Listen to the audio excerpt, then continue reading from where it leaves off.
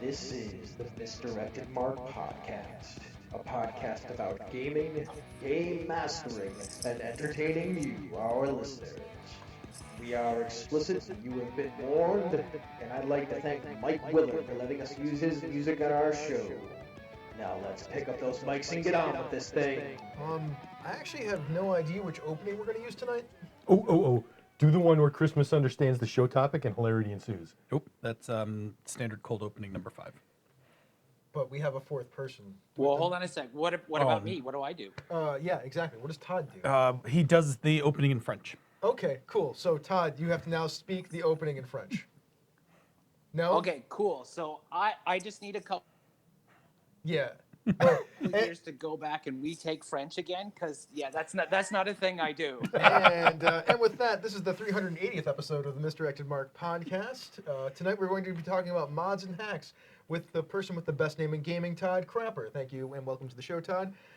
My name is Chris. My name is Phil. I'm Old Man Logan. I just wanted to do that scene from And I Canadian... would be Todd, the aforementioned. There it is. I wanted to do that scene from Canadian Bacon where, they get caught with all the graffiti and then they have to go write it all in French because, Todd, you should have just copped out and went, bonjour. We're Americans. We mostly can't speak a second language. You'd have been safe. You'd have been safe saying almost anything. That's true. Yeah, see, here's the thing about Canadians. We don't actually speak two languages that common either, actually. So it's a bit of a rare breed. I thought maybe you were close enough to Montreal that maybe, just maybe. I'm close to Ottawa, which is the nation's capital, and I still don't know a lick of French other than what my 4-year-old son has been teaching me from what he learns in school. So There you go. Now, I think the important part is near Ottawa, though, you're near good poutine, right? yes, of course. Well, I mean, it's kind of one of those things that originated, from my country. So, it only makes sense that we have the absolute best poutine. Do I eat it? No, I do not. But I still get to snub my nose at people who think that they're having great poutine. Wait, no poutine at all? None. It's, you know what it is? It's the cheese for me. Like, I was a lactose intolerant kid. Oh, well, that'll there do you it. go. Yeah, that'll do it. Yeah. Do you ever just get it without the cheese curds? Like, do you ever just, just get the fries and the delicious gravy? Oh, yeah, of course. But I can't go around and call it poutine. Actually, even then, too, just to show how inexperienced I am with poutine, for the longest time, I could only refer to it as Putin. Because that's how a buddy of mine always said it. And I actually remember going into a drive-thru once at a Harvey's and specifically saying, oh, yeah, and I'll actually get that with an order of Putin. I'm sorry, what? That's That means a whole different thing to us Americans. Yeah, that's the guy who's running our president. I'm not really sure how that works exactly. That seems strange to me. That's a whole different thing. That's a whole different strange. thing. Very strange to me. That's our president's handler. That's... Yes, so I hear, don't worry, we get your news. And I just want to say hugs all around the table. It's all right. Thank you. Thanks. Nothing but hugs. And hugs right back, because you guys aren't exactly, escaping from the... Dodging a few bullets yourselves. Let's do a thing right now. We've been talking a bunch, and for those who've been tuning into the Misdirected Mark podcast, you probably know who myself, Phil, and Bob are. Yes. You might not know who Todd Crapper is. So, Todd, would you please tell the folks at home who you are and why you're on the show? Yes. Well, my name is Todd Crapper. I am a Pisces. I am very much a fan of walks on... Oh, wait, we're not doing that kind of show. I'm an Aries. Does that help? I'm a Pisces. Represent. I am the owner and lead publisher and designer of Broken Ruler Games, and I am on here because what else does a lead designer or publisher do on a podcast but hack their wares? I, along with Jen Adcock, are running the world's greatest role-playing game, The Zine, on the Kickstarter that just launched today, the day of this recording. And from what I looked, it was pretty close to funding last time I checked. Last time I checked, we're $43 away. Yeah, it's in American dollars, the goal is $765, and we're at $733 with 29 days to go. That's going to happen during the show. Yeah. Oh, it is. It totally is. And you know what? That's exactly the way that I want it. The whole idea of it actually happening during a recording. So it hasn't stopped me from opening the wine already, but oh yeah, I'm ready. So what are you talking about now? Well, we should do one thing. We could have Todd do one thing. We could, in fact, have Todd do one thing. Ooh. So, well, does Todd know let me one see. thing? I've been thinking about this. I feel like he does. I mean, Todd, you know the format of the show, right, Todd? Oh, I know the format of the show. Don't Okay, you worry. just I check. got this thing down. All right. So my one thing is on Sunday night, we actually did a play test of another game I'm working on called Pandora. This one is basically what the tagline for it is. It's an overpowered superhero game. So the idea is that you are characters that have very, very, very dangerous powers. Think about, like Cyclops before he actually got the special goggles and everything like that. And so you are learning to control your powers while dealing with this kind of growing threat from a supervillain. We did a play test of it on Sunday night, and this game just fucking rocks. It just hits all the basics of everything that I was really aiming for this. And we started playing around with the idea of having spotlight scenes that are, like kind of each player can roll. So at every time at the start of a chapter, everyone rolls to see how many scenes they get to have that specifically spotlight their character. And we're using it in a way to really kind of start getting into the psychology of what these people have had to go through with having superpowers that can get drastically out of control. And then when the time comes and they get into these fights, so we had one character with the ability to absorb energy and then fire it back. So we had a training session that took place at an airport. So you think about the danger room in the X-Men, all holograms and this kind of stuff. But the scene was set up in an airport. And as soon as he walked through the metal detectors, he had to roll to see if he was going to be able to stop himself from absorbing the radiation from the metal detectors. It did not go well and actually caused the entire airport to short out in power. And because obviously there's going to be full of TSA agents and security experts and all this kind of stuff, to them, they just saw someone walk through the metal detectors, absorb all the radiation, shut down power in the airport. And that just caused like a completely different problem. While the main villain, Dr. Telekinesis, is like fighting, to actually just get attention for people to just pay attention to him while he's trying to steal a 747. It's become so fun and so zany, but at the same time too, we've been able to start bringing in like some kind of hardcore personal stuff into everything as well. I'm just really happy. It's really, really moving along. We had a lot of fun with that one. Nice. So, what exactly is Dr. Telekinesis's powers? Really? Dr. Telekinesis. I'm very glad you asked. Dr. Telekinesis, I just made up the name on the fly because they said, what superpower should the villain have? And they're like, I don't know, telekinesis. So I just gave a really campy, like 1950s supervillain name. But as soon as it came time to describe him, I described him as like a guy in his 50s. He's kind of pudgy. He's like only 5'2", he's balding and all this kind of stuff. And the telekinesis comes from these power rings that he actually wears. And every time that I described him talking, he went to great lengths to make sure that everybody knew that he was Dr. Telekinesis. And we established that in his real life, he's actually just like a paper pusher at a bank or, like at some kind of corporate office and no one actually knows his name. I actually pictured him as being the character from Office Space. It's just like, I'm just going to burn this all down. I picture that's him as a supervillain called Dr. Telekinesis. I love it. It just would have been really funny if, his name was Dr. Telekinesis, but like he had a different power set.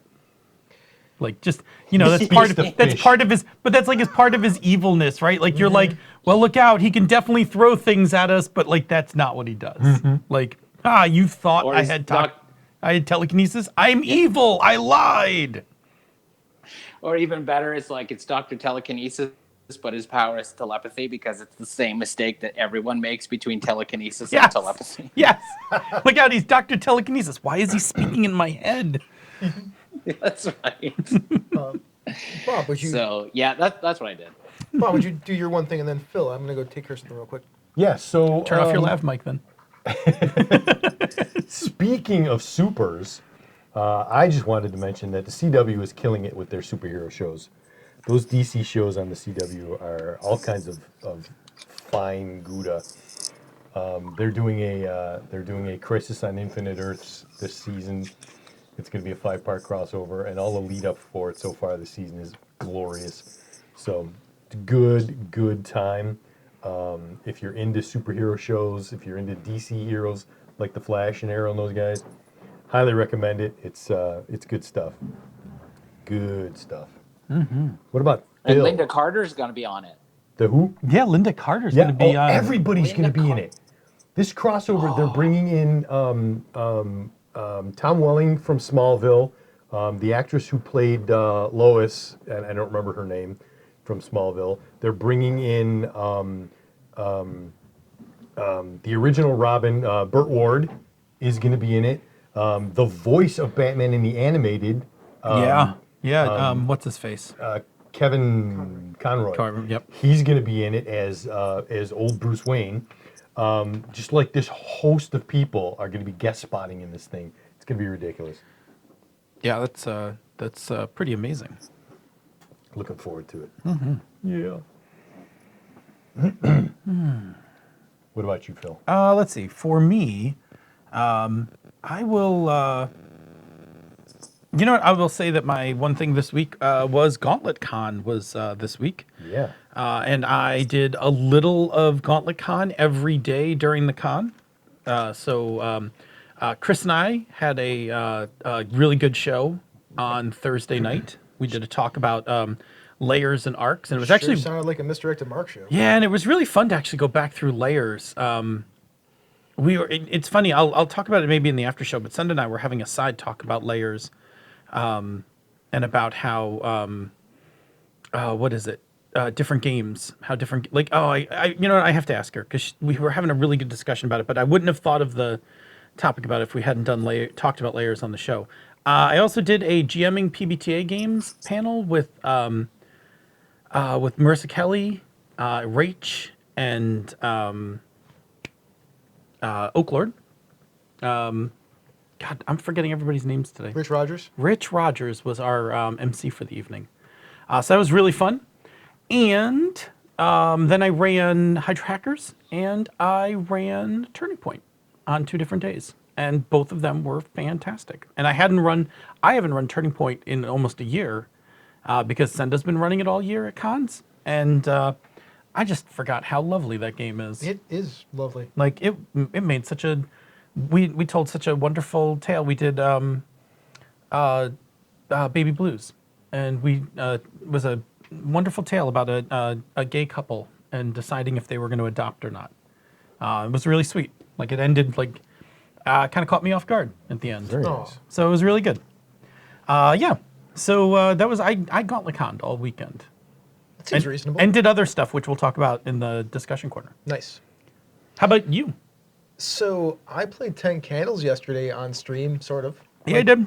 It was 10 Candles at the beginning, and then At the beginning, what happened to ran out of time. Oh, you ran out of time? Yeah, you'd think that game would play in about 2 hours, and we played for 2.5. And yet it didn't. Like, the players kept rolling 6s. Oh, that's a problem. Even when I was pulling out 1s, like... Yeah, that's a problem. Yeah, so we ended up with 7 candles left when they all decided to die. Oh, weird. I decided they should all die. Yeah. Because we ran out of time. But it was a really good story. We had a good time playing it. They all had a lot of fun. The mechanics got across from the play of it, too, which was really enjoyable. Mm-hmm. So we had a really great time playing 10 Candles. How did the low lights work with the... So we tried with the lights off in here. Yeah. And the candles, just the candles, and it Not didn't quite enough work. light. So we just turned the dimmer switch, because this is on a dimmer in here, Oh, all the way nice. down to its lowest setting. And Yeah. that worked just fine. Okay, cool. I was going to say, because that would be the hard part to stream is that low lighting. It was a fun story, though. There was it was one of the submitted modules that were in the book. Yeah. Bob's Magnificent Show. I think there was something in there. They show up at a house that's like a giant like mansion that's got like a carnival going on inside of it, but there's nobody there except for Bob, who's at every booth. That's creepy. Yeah. And then did he just murder you and like... No, actually, Bob wasn't a bad guy. It was the things that would turn the people that were there invisible slowly. Oh, See, Bob's never a bad guy. Bob? Oh, no. Did Bob die? Ooh, bless me. So that was my one thing. Bob always- Let's get into some announcements before we Yeah. get into the rest of our show. We are going on hiatus for the rest of November. We are. I mean, it's not November right now, but when people hear this, it'll be November. But we'll be back in December. The first Tuesday in December, we'll start streaming the show again and start releasing this show a week after that again. So that's a break that we kind of need. Yeah, we need it because my schedule gets kind of bonkers. Also, I just need a break. Yeah, I do too. And we don't actually like to take off the holidays because we're going to do the show on New Year's Eve. Yeah, we're going to have the New Year's Eve extravaganza. It's We're gonna be a not It's nice doing the to show on get a Christmas break. Eve. We're not. refresh our batteries and keep going because Uh-huh. it lets us Because we recharge. do this weekly. We do this weekly. Sometimes weekly. Yeah. Oh, so many dad jokes today. So many dad jokes. All of the dad jokes. A little more dad jokes. And now you can see why they need a month off. Right. Yeah, because the Yeah, jokes. we're are just getting down bad. to the dad jokes now. Yeah, so we're going to be off. We'll selectively pick some reruns, some things for you guys to listen to. I will say next week, I will be on Schmitty's Mumble server on Tuesday night. So if you want to go and hang out, I'm sure Schmitty will we can put the credentials or the address and stuff up in the Slack room for those who are interested. And you can come and hang out and just chat. I'm going to be playing some Minecraft. I will have either killed the Ender Dragon this weekend or not, and I will be rebuilding all my shit if I haven't. A couple of other things. While we are on hiatus from this show, the FM Gamers will still be streaming every other Monday, and the BXP Bicons will also be streaming every other Sunday, the opposite weeks. So this Sunday coming up is a Bicon show, Nice. and the following Monday after that will be not that Monday right after, but a week later will be another FM Gamer show. We'll be back to playing Spelljammed, our D&D game. The Bicons will be. They're playing Blades in the Dark. Yes, I'm just saying that Monica and Ray will be at Metatopia. Oh, so are they not? No. So they'll do it. They're playing this Sunday, right? Yeah. So then they play bi-weekly. Uh-huh. So next Sunday they wouldn't be playing Yes. anyway. Yeah. Okay. There you go. But but Bob and I Yep. are going to go see Monica and Ray. Yep, there'll be a whole Yes. bunch of misdirected Mark folks at Metatopia. Not me, just everybody else. Most everybody else. A lot of other people. Rob will be there. The boss. I think chief. I think my review. Senda and Rob will be there. So I think I'm getting my review while Is that how that works? Yeah, I go out to lunch and I get my review. So Are they going to review just you or the entire show? I don't know. Did they schedule one with you? Like, I mean, not with me, but since you and Bob will be there. yeah. I mean, maybe Bob and I just go and That's take a the review. quorum, Yeah, right? That's when they decide to get rid of me. It'll be great. we can't. You have all the stuff. The plants will die. I just heard that there's no Can't go. raises. There's no Plants will die. raises, by the way. There's not even like a 2% incremental. No, Oh. we don't get that. That was never a thing even when I was in charge. So, Oh yeah. Well, all right. anything else? Still for the love of the game. I don't think there's any other announcements. I think we hit all the announcements. I think we hit all the announcements. A bit more Wait, do you want announcements? to talk about that? You want to talk about that Kickstarter thing? Yeah, Todd, let's talk about the world's greatest role-playing game, Zine. What is that? What we're here for? Oh yeah, that's right. Yeah, the Kickstarter that I'm doing. That's Yes, part of yes, what we're here yes. for, but we're going to take 15 to 30 minutes to talk about it right now. I Party gotta folk. I gotta admit something. I actually just kind of started a Kickstarter just to have an excuse to come on the show. That's So, fair. Is I'm- that really why? yeah, no. I was going to say. So the world's greatest role playing game, the Zine, is a zine that Jen Adcock and I are working on. We're going to put it out throughout 2020. So we, at the point of this recording, we're like $43 away from funding the premiere issue. And we have stretch goals that we're looking to do something on a quarterly basis to get 4 issues out in 2020. And the whole idea of this zine is to take the idea of like indie mechanics and story game mechanics and stuff like that and find ways to put them into the 5th edition of Dungeons and Dragons, because you can. That's a thing, and we kind of figure it's like, why not? There's so many great indie games that are out there, and especially too with D&D really taking off in a way that is like almost unimaginable. With the level of success and everything like that, it just kind of seemed like this was a great way to start teaching those who are interested in D&D but are curious about something more, to get a bit of a preview of what's going on with other kinds of games and how they can all work together, because we constantly see D&D as being a different type of role-playing game than so many of those other games, when in fact they all work together, baby. they all hold hands and then cross the street together.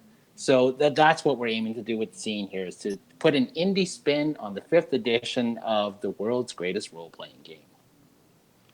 Yeah, that's a pretty succinct description of what I read. So thanks. I Yeah, also no problem. I also agree with you. There's some things I want to know about though.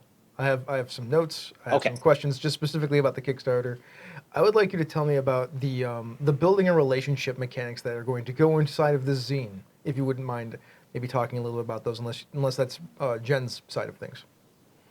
That is definitely Jen's side of things. I wouldn't even dare touch that, because one of the main reasons why I approached Jen with this, actually, I'll give you the origin story and how this all started off. Please. So, Jen had posted on Twitter, as she does about 5,000 times a day, about how she just found it ironic that if you are using the OGL, you have to refer to D&D as the world's greatest role-playing game. You can't actually refer to it by title. You have to be a part of the DM's Guild for that.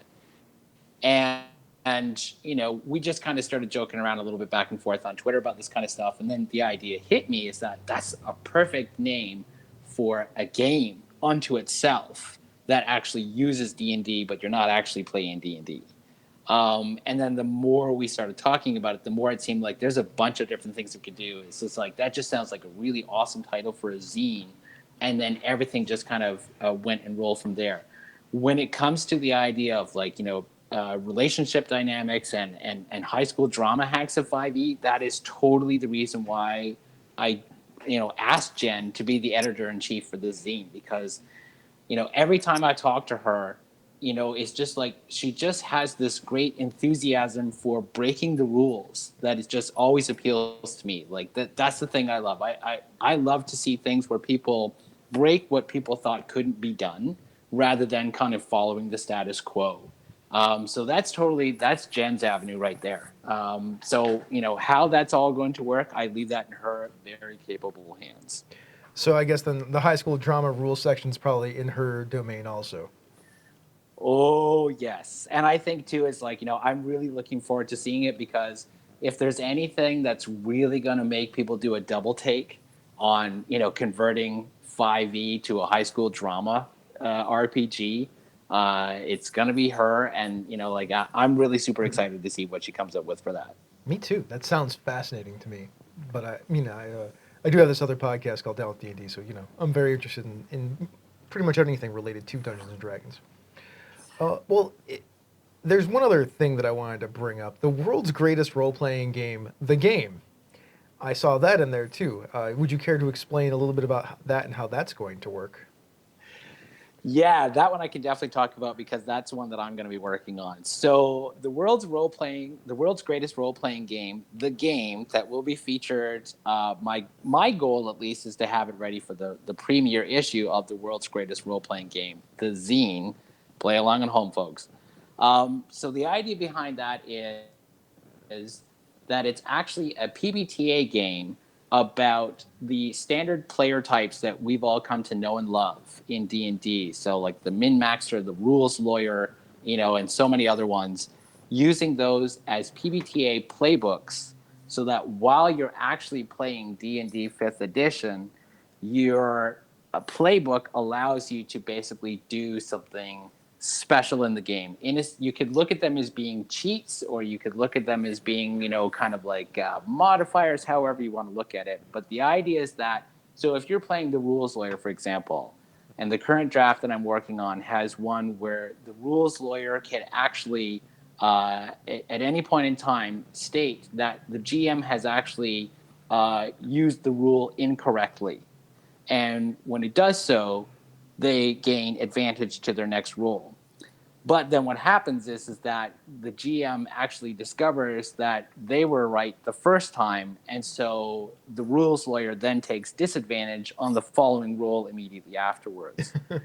So it's really kind of like this tongue-in-cheek metagame, I like to look at it, where you're using a PBTA playbook to play Dungeons & Dragons 5th edition as just a way to just kind of, add on something a little extra. Like, it's just one of those things where, I look at it as being something like really fun to do on like a one shot if you want to mix things up and just kind of change things up a little bit. Yeah, that makes sense. I can totally buy that. That sounds great.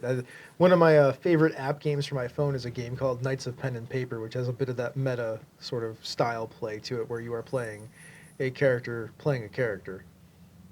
Yeah, exactly. And that's actually how this whole thing started. That was the idea that came about with Jen's tweet. And then from there, it just seemed like, there's so many other things that can get into this, so many other indie games that we could steal from, basically, and hack them into D&D 5th edition. And that it just came to is like, well, why choose? Why don't we just we'll get a Kickstarter going, and we'll see how many issues that we can come out with, and we'll just start throwing these things against the wall and see what sticks. I mean, like that's the fun thing about hacking is, it's like if you're really good at carpentry. When you're really good at carpentry, you start thinking of an idea, and then you just grab all the pieces and you put something together. Sometimes it works and sometimes it doesn't work. But when it does work, there's just like this immense satisfaction of knowing that you created something that didn't exist before, for other people to appreciate and enjoy. And yeah, I mean, like this Kickstarter for me is just like a lot of fun, because it's a chance for me to kind of, as a publisher, to get back into D&D, which I used to do long before I started making my own games from scratch. But it's just kind of like, it just feels like that it's a really good opportunity to start teaching people about some of the other games that are out there and why there are differences in these games. You hear so many times people say, it's like, well, I run D&D and it does everything that I need. And the idea of why would you use any other system for that kind of stuff? To me, it just kind of feels like, okay, well, check this kind of stuff out and see what you think about it. And then if you like how it works with D&D, how we've made it work with D&D, give this actual game a shot. I want to use this as a way to kind of highlight some of the really awesome stuff that, like you guys talk about on this show, as well as D&D. Yeah, absolutely. So a couple other things about this Kickstarter for those out there listening. There's some articles that are being worked on aside from the ones that I mentioned. There's investigation mechanics. There's complications on failed rolls. There's alternate death rules. And that's pretty much the sum of what is mentioned in the Kickstarter. But I'm sure there'll be much more stuff if you get to some of these stretch goals, which will allow for more issues of this zine to be published. Yeah, exactly. It's one of those things. Jen's actually reaching out to some people right now, and I don't want to give any names because we haven't, got any contracts signed or anything like that. But that's why we decided to run this Kickstarter. I've been inclined to run my Kickstarters this past year in just like a 2 or 3 week period. This one we wanted to do 30 days so that we could kind of have some time to see the momentum that's building and try and get some more announcements going in the meantime. But yeah, this isn't just the kind of thing where it's Jen and I are working this kind of thing. We want to get as many different writers and designers involved. People who also work on D&D, but people who work exclusively, and those who maybe work on a little bit of both. So I'm really looking forward to see how this is all going to look when the time comes.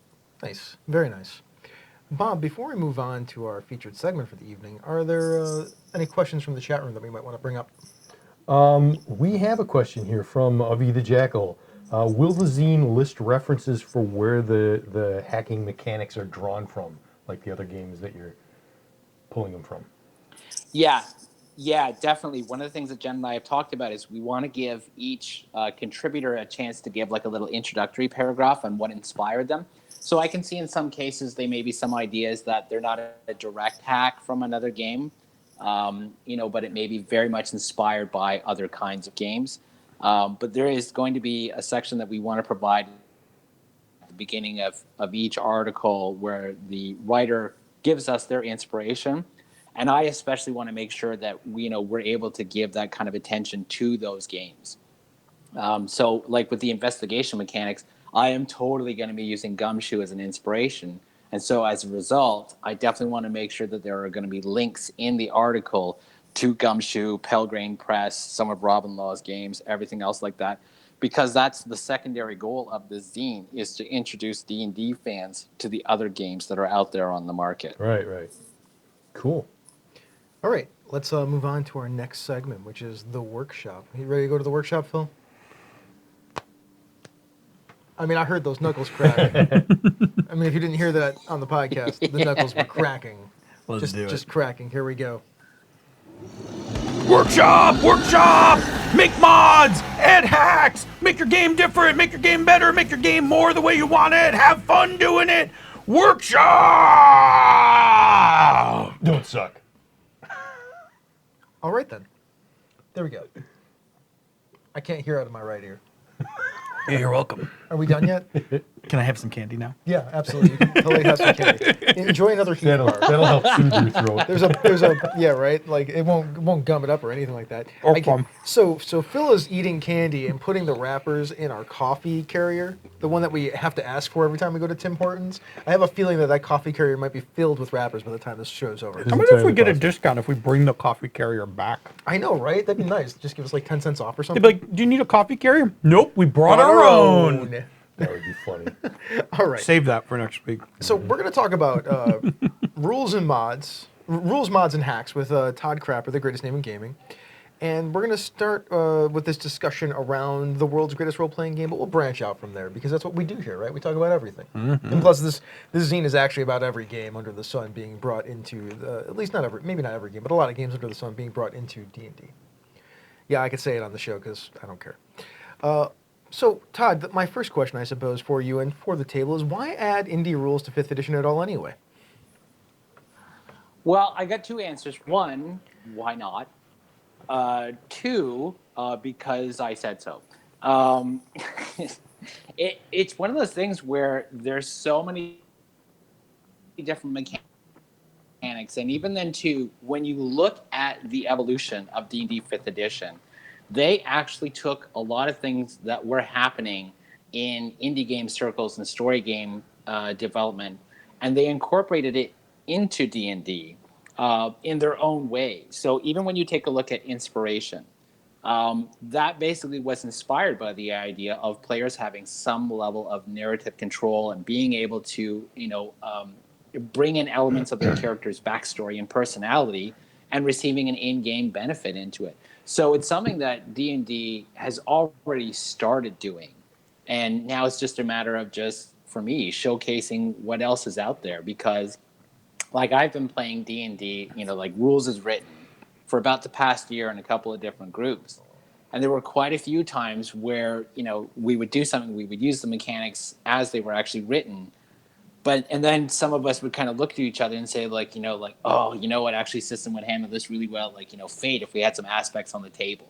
There was always something that we kind of found was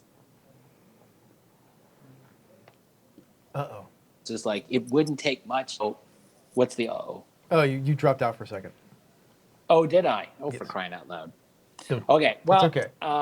yeah. So it's really a matter of, because it's there and it's available. Like, if all role-playing games are based off of D&D, then to me, there's this challenge of creating, of merging all these things together to show that we all have something in common. Like, everything we play all came from the same source. We're all doing the same thing. We're just doing it in slightly different We're all sitting ways. on the table. So, that to me is, yeah, exactly. When you look at a convention nowadays, the way that it used to be is everyone was playing some kind of derivative of D&D.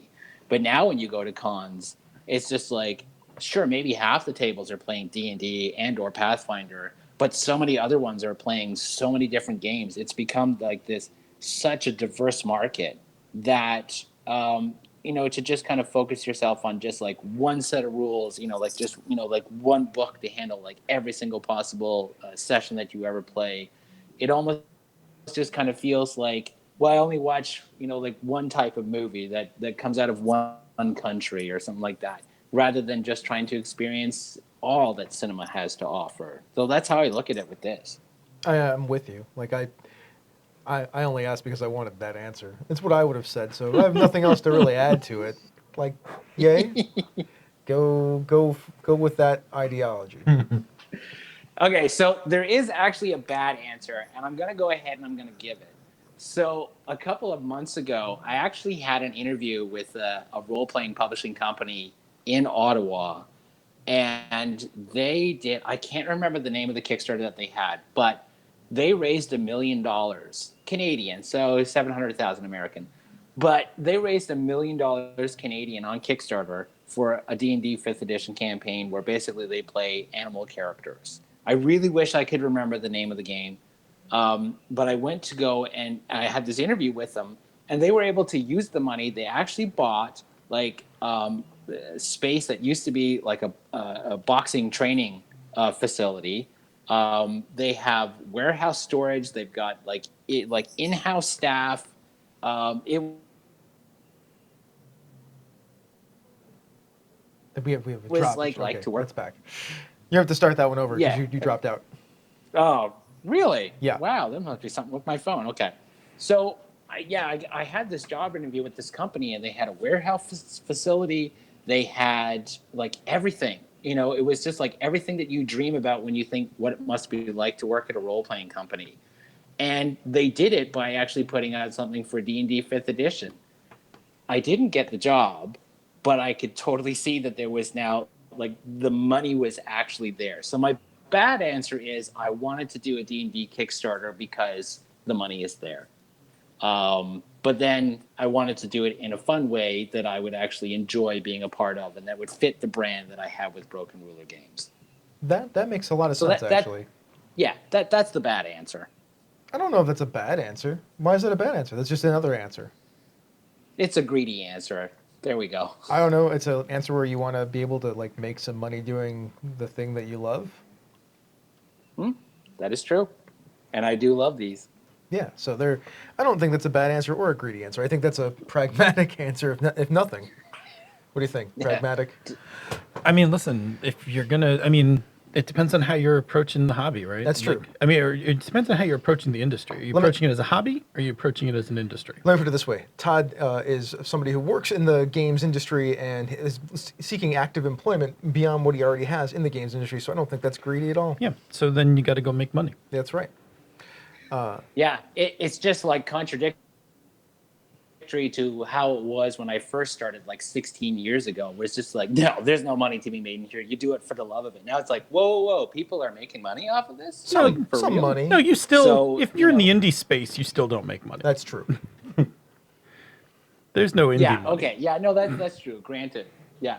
But it was like right up there when I actually was at a gaming convention that took place in a church basement. It's just like, so we're in a church and everyone's okay with this. Huh, that's different. I didn't expect that.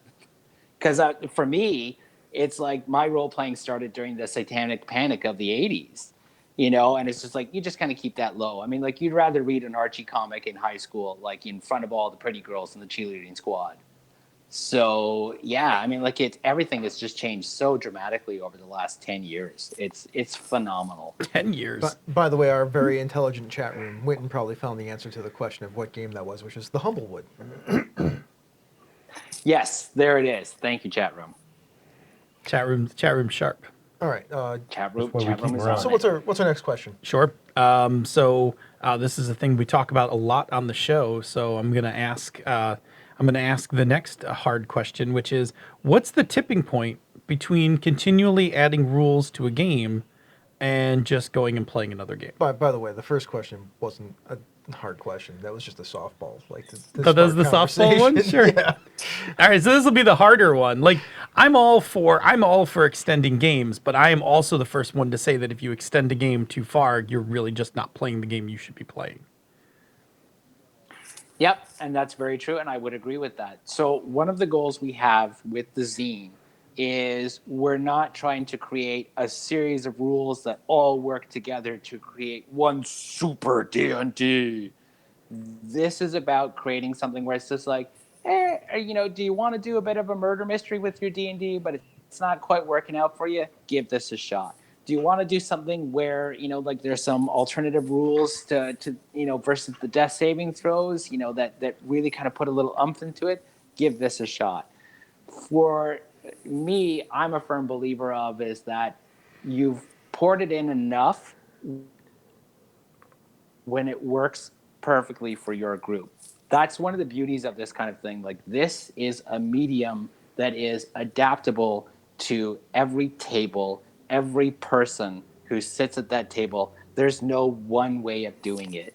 So for me, it's a matter of just trying to show the depth and variety that you could do with role-playing games in general, and in this case, using D&D as a baseline, as kind of like this shared experience. That's how I look at it. It's only too many when your particular group says, I think that's enough. Let's tone it back a little bit. I think that's a point that gets missed a lot too in some places, is that every table is different. So, our experience sitting around a table playing a game is going to be different from your experience sitting around a table. So, you have to tune it for your table and your group, and everybody's experience is going to be a little different. I agree. Yeah, exactly. Yeah, that's bang on the point. And this is just kind of another way of really being able to demonstrate that kind of stuff. I mean, like even the way that I run games for the different groups that I run games for are different. Like my local group, I run it very more kind of bullet point. I don't actually talk as my characters. I tell them what the character says because that's within our comfort zone. Doesn't mean we're doing it wrong. It's just that's the way that it feels comfortable to us as a group to tell the story in that way. There are others who I go with that they want the dice to tell what's going to happen, and that triggers something for them. Whereas I have others who just feel like if they never roll dice, I mean, like that's awesome because for them, dice sometimes feels like cheating. There's no one way of doing it, and that's that's the beauty of this medium that I just love to bits. That's when I wonder, though, when dice don't matter, you could just play Amber. I don't know. If you go listen to Lowell Francis, he ran like 5 sessions of Amber, and he's like, "I'll never run this game again." Well, I'm just saying, they still like. I mean, if dice don't matter, go play Swords Without Master. That's probably better. Yeah, that's probably. That's a better way to say it. You're rolling dice in that game. Because I mean, like even if the dice don't matter or whatever probability mechanic that you're applying and stuff like this, there's always going to be other aspects of the game for players to pick up on. So I'm going to go to something actually that happened at QCC. You guys may have heard of this convention. It takes place in Buffalo like every year. I have no idea what you're talking about. QCC, Heard about it. I had Mo was actually in a game of High Plains Samurai, and he was actually playing the character of Mauser, who's a bounty hunter, the only character that doesn't have any chi powers whatsoever. And he latched onto this one little part of his character, and right at the very end, and he specifically saved it as a twist for the end, they were looking for this one person who was kind of like the leader of this underground community. And as soon as they found the person and rescued him from his captives and stuff, Mo comes along as Mauser, slaps some handcuffs on him and says, "You are bound by law. I have placed you under arrest." And no dice were rolled for that. There was nothing. I didn't give Mo, like any reason to do this kind of thing. I didn't do a hint or a nudge. He just looked at something on the character sheet and rolled with it, metaphorically, to create this thing that was like such a big, huge, awesome twist in the game. And that's the experience. I mean, like it's, it was just fucking phenomenal. Mo, if you're listening, and I know you are, that was just, mwah, you gorgeous bastard. Chef kiss. Wow. I mean, games are, in my opinion, nothing more than a framework for a long-form improv. So. True. Yeah, exactly. And as a lover of improv, that's the other thing about it too. Is that that's why I go into it with like very little to no prep, because just like I just love what comes about at the table. The game that you're playing facilitates that, and a good game creates these cues that you can then take and roll with as much or as little as you want to. They're so adaptable, and I think it's one of the things why they speak to a very specific audience. And they've never really become mainstream, is because, it just speaks to some people and say, like, I don't know, it's to the point that I find so many other forms of entertainment are lacking because I don't walk away with that same enthusiasm, that adrenaline rush that I get from damn near every single game that I walk away from. Any game I walk away from, there's always something that gets me excited. While I've seen a lot of shitty movies and read some bad books, I never feel that way about a role-playing game.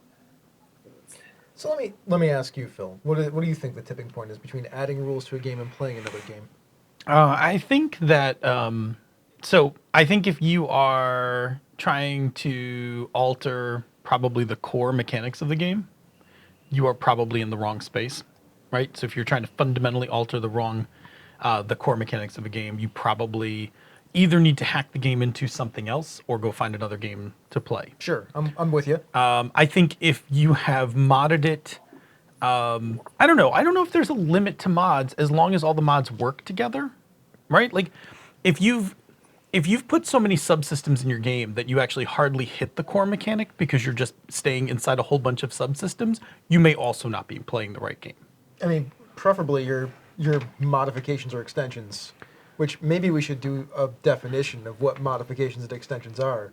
Sure. Hey, Todd. Well, you want to talk about hacks and extensions? Hacks and extensions, sure. Hey, Todd, you want to give us that bumper? I can actually. I can give you the bumper before I modified it on my soundboard. Sure, Right. sure. Is that okay? Yeah, do it. Okay. Behold, you are now in the presence of Definition Panda.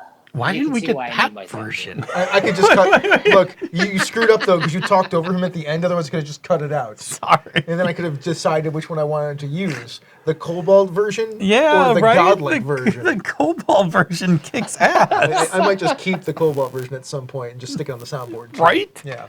Todd, send us that one later. Todd's got the raw audio Oh, from you're that. done. All right, so we were just talking about this right before we went on air, and so a hack is like when you start. The hack is when you start hacking into the core game mechanics, right? So if I start messing with the Benny system inside Savage Worlds, if I start messing with exploding dice, right, I'm hacking into the game. Extensions are like when you're adding something that the game doesn't have, and you're doing it in the spirit of the core mechanic of the game. So if I'm making an extension for romance in my Savage Worlds game, if I'm rolling dice and using things like raises, then I'm extending the rule set out to a place that wasn't there before, right? But if I go in and I'm like, cool, I'm gonna, I'm gonna hack my game so that exploding, like there's exploding failures, right? So now I'm starting to alter how the actual core of the game works. So that would be my definition, right? Extensions are creating rules where there's nothing that currently exists in the game. Hacks are when you start to hack into what exists already in the core of the game. And I don't know if that's our definition. Close enough. People will be, For us. there's going to be people on the internet that's going to be like, but whatever. To that, I would say that what Vincent Baker talks about when he said hacking Apocalypse World isn't so much hacking, it's that extra moves in Apocalypse Worlds are really extensions of the game. Yeah. Because you're extending the game into a new space by creating a move that does something now in the game. And it sounds like, Todd, what you guys are working on is mostly extensions. Like you're looking to bring a set of compatible rules to the game for something that isn't quite there in the game. Yeah, and that's generally the idea that we're aiming for. I mean, you never know. I mean, there's going to be a whole new game in there, essentially. Yeah, Well, I mean, like, Well, that one's a hack. yeah. yeah, I mean, like, even with the investigation mechanics that I've been looking into, I've kind of been going back and forth on whether or not I try and do a more direct translation of Gumshoe and applying it into D&D. So I've been working on the idea of your proficiency bonus gets translated into the number of times that you can take a proficient skill and simply spend it in order to get the result that you're looking for. But at the same time, too, I've also been looking at the idea of, well, if we take the idea of what is the most commonly applied subsystem that exists in D&D 5th edition, well, it's combat. So is there a way to run investigation similar to combat? And then it implies the idea of, well, something has to equal hit points. And I've been kind of starting to move in that direction. So I'm kind of trying to work on both to see which one kind of would work better. And then if there's a way to maybe merge them all together. So, I mean, like it's quite possible that we could be having some are hacks, some are extensions, some are a little bit of both. Yeah. But that's the idea. It's, I mean, really about, it's the creative exercise. For me, it's like coming up with something and finding out what works, then defining it later on to see what it actually qualifies as. And I'm just going to ask this out of curiosity. Like, you've seen the Pathfinder gumshoe product, right? No, I haven't. Okay, good. Well, then I'll just warn you before you go too far down the design Look, thing. I play tested it, so Yeah, Robin wrote a version of Gumshoe to mod into Pathfinder. I thought it wasn't. It was essentially Yeah, I mean, go ahead. when I play tested it, it's just one half of its Pathfinder, one half of its Gumshoe. Yeah, They just split it. Like there's a bunch of skills that are investigative skills that have the points just like Gumshoe, and then the rest of it's just a Pathfinder game. yeah. I just mentioned that. Oh, I just I see, mentioned I that see. only because that thing does exist out there. Yeah, Gumfinder, I think it's called, Yeah. or Shoe Finder, or something like that. Path shoe. No, the finder's on the back end of it. It's not great. It's not great. It's fine. It's I'm what gonna it go is. look. I'm gonna go look right now. I'll check. I'm sure the That's an opinion. chat It's room a will get there before informed, I me. guess, a slightly informed opinion. Like it's perfectly serviceable for what it's doing. I wrote some investigative rules for D&D. They're in the Yeah. Streets of Avalon book. You can go read them if you want. Not you. Yeah, anybody that's out there. actually on my list of things to check out. Yeah. Yeah, it's not bad. He says modestly. Lore Finder. Lore Finder. That's right. Lore. Okay, yes, I have heard about that one. Okay, I'm writing that down because I definitely want to check that out in detail. Well, Cool. Is there anything in the chat room that people want to talk about? Yeah, there's a couple things in here. Blake Ryan had another question about the Kickstarter and the zine. Are you open, while making the zine, are you open to people wanting to submit ideas to you? First of all, Blake, buddy, how's it going? Yes, I believe that we are. I mean, it's not something that Jen and I have spoken to, but at the same time, too, we're definitely reaching out to people. And if someone has an idea, we are going to be setting up an email for people to submit content to us or to submit ideas or even suggestions. So there will be something set up for that, and it's something that we'll get going during the course of the Kickstarter itself. Cool. Blake also had a comment. He said that everybody he's met that tries another game and then comes back to D&D runs or plays better because the brain reviews how you do each part of the game and how the parts flow together. And obviously that's anecdotal because it's his experience, but I can only give think anecdotal that's- evidence with that too, Yeah. because that's the same for me. Like it's been the same for me too. And that's an interesting phenomenon because obviously you're stretching your RPG muscles essentially into other spaces. So I don't see how that could be a bad thing.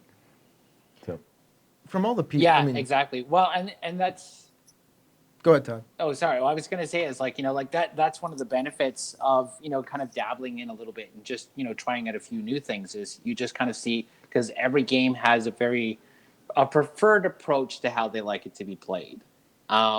And it's just kind of one of those things where it's like, if you dabble a little bit, you kind of mix things up and you step out of your wheelhouse a little bit, you can end up finding some interesting new tricks that you can apply into it. So like even with the D&D games I've been playing over the last year, because we were doing quite a few story games before, we're much more inclined and comfortable as players to just kind of chime in with extra little like, oh, what if there's a baker? So like, for example, the very first session that we had at this one campaign that was run by one of my DMs, Lori, and we just basically said it was just like, okay, so we're just going to do a little something to get comfortable with our characters, and it's going to take place during an apple festival. It's really nice and it's really quaint, and we felt totally comfortable just like, throwing things in there and having a little bits of narrative control to help populate this setting that was just evolving as we played.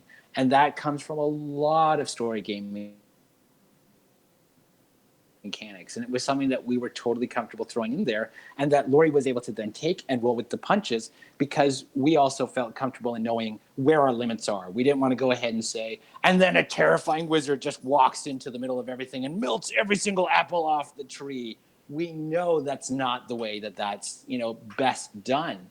And that's just it. I mean, like, you just pick up on little pieces here and there, and it just creates a more universally rewarding role-playing experience. So, yeah, as always, Blake is on point. So one of the things I'm thinking about here is it would be very interesting. You could do a campaign. You could do a campaign where you don't even have to put the mods in for. You don't have to put the mods in for every session. Like, you could be playing a session and be like, cool, we're going to do some investigation. So I'm going to pop in the investigation mod. And now we're going to go do romance, and we'll pop in the romance mod. Like, you could actually do a campaign where you're highlighting various modules by just popping them in for particular sessions. Yeah, and I was actually thinking about this when I was driving over to my friend's place here. So I did actually want to give a shout out to Tyler and Danny for letting me use their house that actually has proper Wi-Fi. Because as Phil knows, Wi-Fi at Todd's house is not really a legitimate No, thing. we had that talk last night. That was my first question to you last night on the Third Eye Games call. Yeah, and then you had to wait 5 seconds for my reply. Correct. More like why no fi? But yeah, don't even get me started on that. I actually did totally lose my train of thought. But Sorry. it's okay because here? Bob's pun was so bad. Oh, hurts. Just a smidge, just a smidge, a little bit. Bit more fun. All right, we were Little in bit, the bit. break, so let's get to the show that we wanted to talk about this week. So any one of us can say what it is. Who's going to do? Let's rock paper scissors for it. Rock, paper, scissors. Shoot. Let's do it again. Scissors. No, wait. Scissors cuts paper. Rock breaks scissors. Bob does it. Okay, you're up. So, She's a Super Geek is an any nominated actual play RPG podcast highlighting women as GMs. Join them every other Tuesday for lots of different RPGs and guests. It's an amazing show, and again, any nominated. So check it out. Let's do a dot check. Dot check. Dot check. I have not all my dots. I have a little more than half dots. How many do you have, Bob? Oh God, I have 2 dots. Bob, would you go find some more batteries? Thank you. Oh, Anyways, no. let us move on with our discussion while that is going on. Okay, next question, I suppose. Sure. Since we have nothing from Next the chat room question. at the moment. We just covered all that. Do we feel that 5th edition has a lot more in common with games like Fate, Cortex, Genesis, and Cypher, or games like 3rd edition D&D, Masks, and Call of Cthulhu? I'm asking you, Todd. Ooh, good question. Yeah. Good question. Well, when it comes to Call of Cthulhu, that's not one that I could speak to with any authority whatsoever, because all I know is what I hear from the gaming and BS guys about that. Hashtag shout out. But I would say one of the things about D&D 5th edition is there's a lot of leanings and borrowings from a lot of different games, and that includes past editions of D&D, while at the same time too being something that is different. Like, I remember the one thing about D&D 4th edition, let us all bow our heads in silence for one moment. There it is. And that one was a dramatically different shift, to the point that, for many people, it didn't feel like D&D whatsoever. Whereas with this one, the 5th edition, it's very much struck me as being something that it borrows a lot from, previous editions of D&D. It has a lot of familiarity, but at the same time, too, there is this kind of overall level of simplicity to it as far as how the core mechanic works. But at the same time, too, because one of the campaigns I play in, we hit 9th level, and we really started to see, like, there's the classic D&D that we remember, where we have to check to make sure if this spell is going to interfere with that spell, which is then affected by this spell-like ability that's already in play. like some of that started to feel a little familiar. So for me, I think it's been borrowing from a lot of different games. Do we lose him? Yeah, not yet. Give him a Not second. yet. I don't have him here. Oh, is he It seems vanished? that he is gone. Nope. No, he's back. He's coming He's back. returned. Oh, you keep losing me. Oh no, I don't like this. That's funny. So yeah. I'll repeat the short version of that. It's like I think it's something where it has borrowed from a lot of different games, but at the same time too, it's really it's stuck to the D&D core. So I think it's borrowed from everything in some way, shape, or form. It's learned some lessons from what a lot of other games are doing successfully. I would agree with that. They intended to make a game that would survive for a very long time and be able to be played by a bunch of different kinds of D&D players, from people that played basic and just advanced Dungeons and Dragons all the way up to people who play 4th edition. Yeah, agreed with that. And that's one of those things where it's like, it's the part that I like about it. It still feels like the D&D that I fell in love with back in high school, but there is something a little about it where it feels a little bit more like within the comfort zone that I have now, being more of a fan of like indie games and story games. Do you have any thoughts on that, Phil? I mean, I don't know. I don't play. Really don't play. That's right, you don't play with it. Bob, do you have any thoughts on that? The context. Oh, that's right, you weren't there for that. Yeah. Yes, he was out doing. The question is do we feel that 5th edition D&D has a lot more in common with games like Fate, Cortex, Genesis, and Cypher, or games like 3rd edition D&D, Masks, and Call of Cthulhu? I mean, I personally feel like it still has more in common with Third and its predecessors than it does with the newer stuff.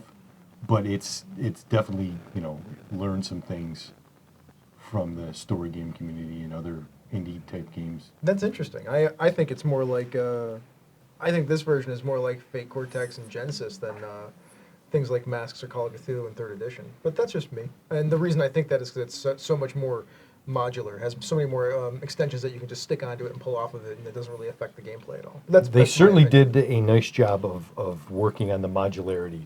That was one of their goals when it was D&D Yep. Next, was to try and create that modularity so that if people didn't want certain subsystems and they could leave them out, and other people could be like, oh, I want this subsystem, I'm going to put it in.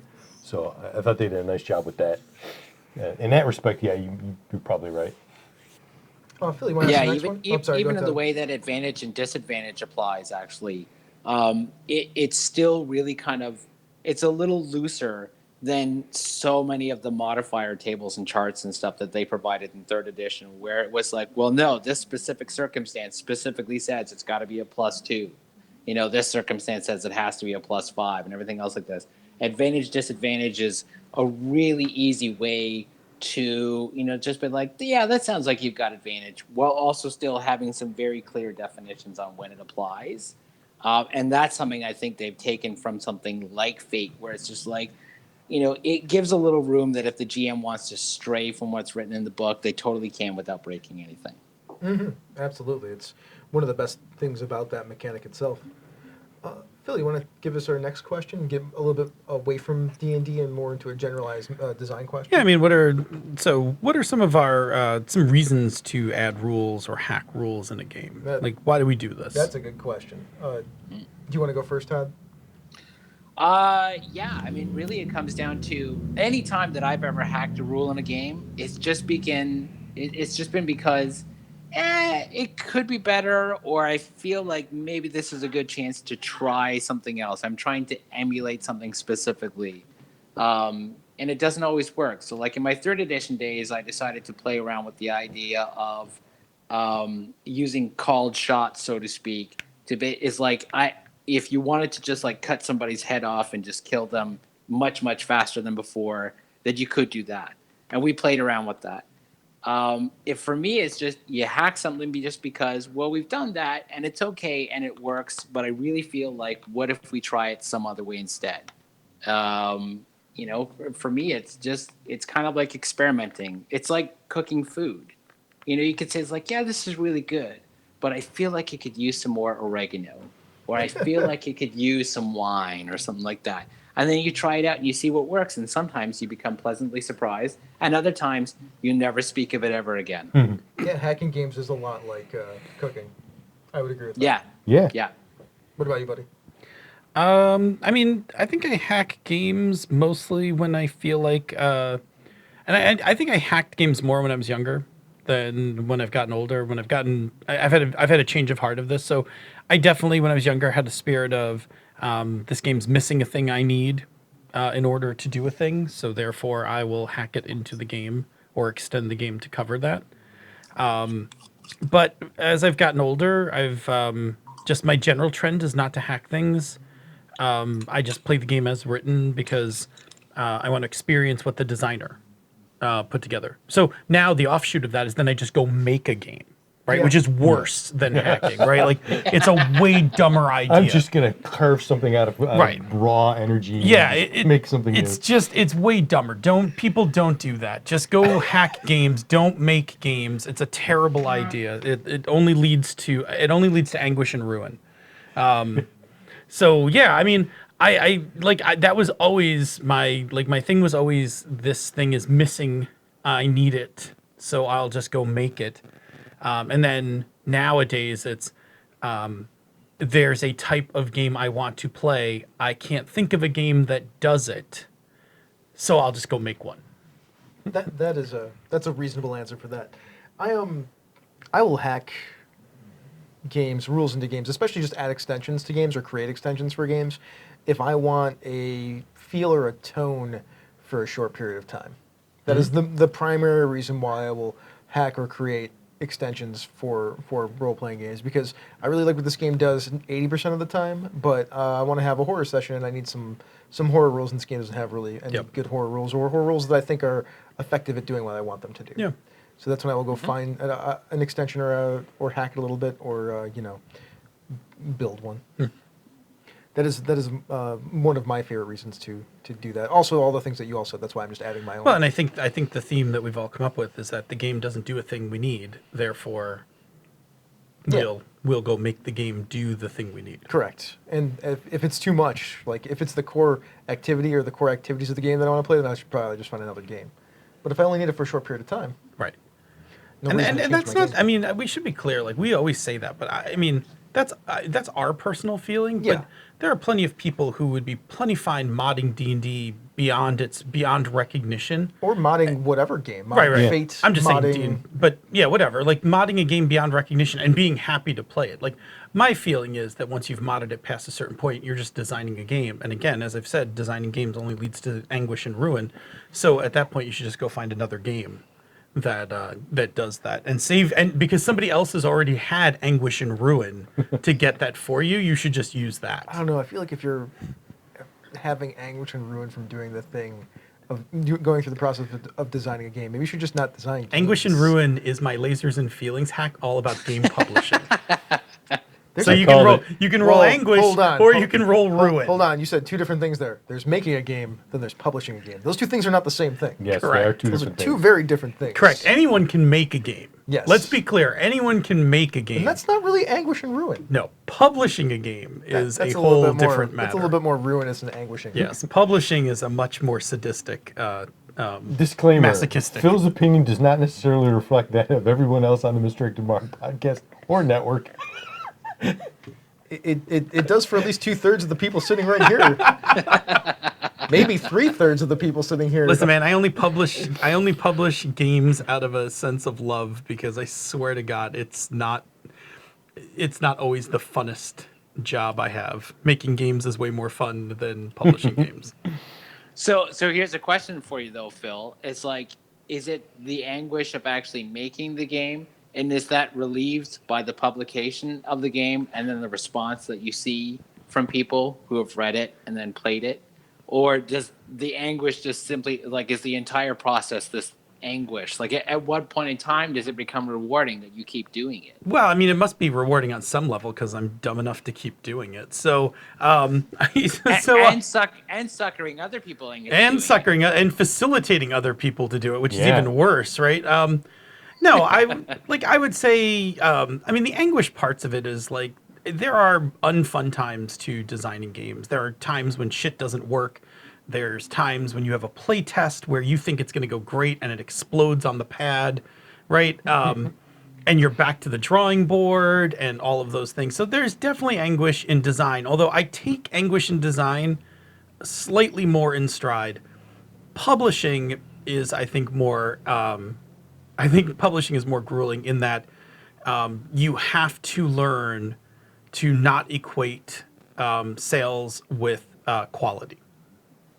Right? Yes. Like you cannot say like I made a game, nobody's downloaded it, therefore the game is bad. And way too many people do that, right? Like that's a very illogical connection. Yeah, Right. considering the fact there's a bunch of garbage out there that gets sold all the time. Correct. Like And I'm not talking about role-playing games. I'm talking about stuff in general. right. But I mean there's also lesser quality things that are like pushed out onto drive through all the time. Well, sure, that sell copies too. Right. But whatever. Like, But it's- the thing is, like one of the first mistakes you make as a publisher is that sales equals quality. yeah, marketing and selling your game is not the same as making a quality game. Right, and well, even sometimes a quality game may just like only apply to such a very narrow range of yeah, people. because it's not for everybody. Right. It's not. It doesn't have mass market appeal Like or broad appeal. Like for instance, Whirlwind Millionaire is a perfectly fine little solo RPG. Sure. The quality of the cards are excellent. Like Tim really banged out a beautiful deck of cards for that. The gameplay is sharp and it will definitely produce for you an interesting story in a one-player thing. But solo RPGs Don't sell. are a super they are like the nano slice of the RPG market. And so we've in our lifetime hardly sold any copies Yeah. of Whirlwind Millionaire. But like it's still a good game. Yeah. It's just a good game nobody plays. It's a niche within a niche. Yeah, so I mean, to some extent, like from an artistic expression point of view, like the game is made and it was published. Like that act is complete. And there is satisfaction within that act, which is to go back to what Todd's question was, right? There is satisfaction in completing a thing and publishing it. But getting people to play it is like a completely different different thing. Even publishing is starting to, there's no one way to publish anything anymore. There's still a variety of ways of publishing things. So for myself, through Broken Ruler Games, one of the most successful forms of publishing for us has been Kickstarter itself. So that even the last couple of Kickstarters that I've done, including this one, they're Kickstarter exclusive. The only way to get that is through the Kickstarter, because this way I have found for myself, for my business model, is a perfectly acceptable way of not only being able to make an idea that comes to mind, but also to make it profitable. So like when I did The Tower a couple of months ago, that was a Kickstarter that was exclusive to Kickstarter. Like it was never going to be on sale. And in fact, even then the people who back it, they're only going to see it when I die and give away the password that will unlock the PDF. But that one was probably one of the most successful products that I've ever released. And I don't know if anyone's actually going to see it, like during my time on this earth. But, and not only that too, I actually set it up in a way so that I got paid as if I was a freelancer on it. So I personally have made the most money off of The Tower that only 511 people are going to see, and they might not ever see it as far as I know, versus when I did The Deal on Kickstarter earlier this year. That thing I was able to raise like just a little over $1,000, and all the backers got a copy of it, and that hasn't sold one single copy on drive-through since it was actually launched. But I'm not worried about it because I made all my money. It's already profitable through Kickstarter itself. There are some people, itch.io is the way that they get their games out on the market. So even then, true. I mean, like there's no one way to publish. There's always different ways, and it's whatever works for your product, your audience that you're able to tap into. Yeah, absolutely. I'm with you. Yeah. Absolutely. But it is such a trap that I see so many people get so upset. Like, I made this game and no one's downloading it, but it's so good. I get to see Phil be upset sometimes. And Sure. to be like, Phil, Yeah. doesn't matter. And some people interpret the word profitable differently.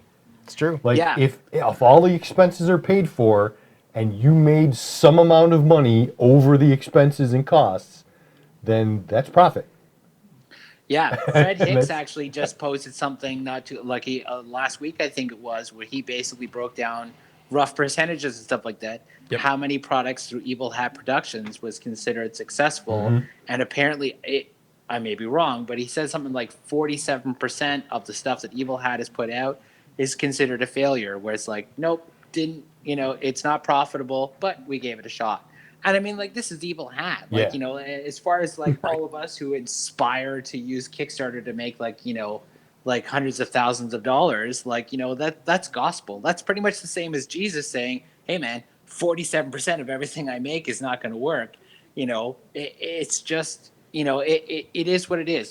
There's no one way of Yep. doing things. It's a matter of what works for you and the model that you set for you.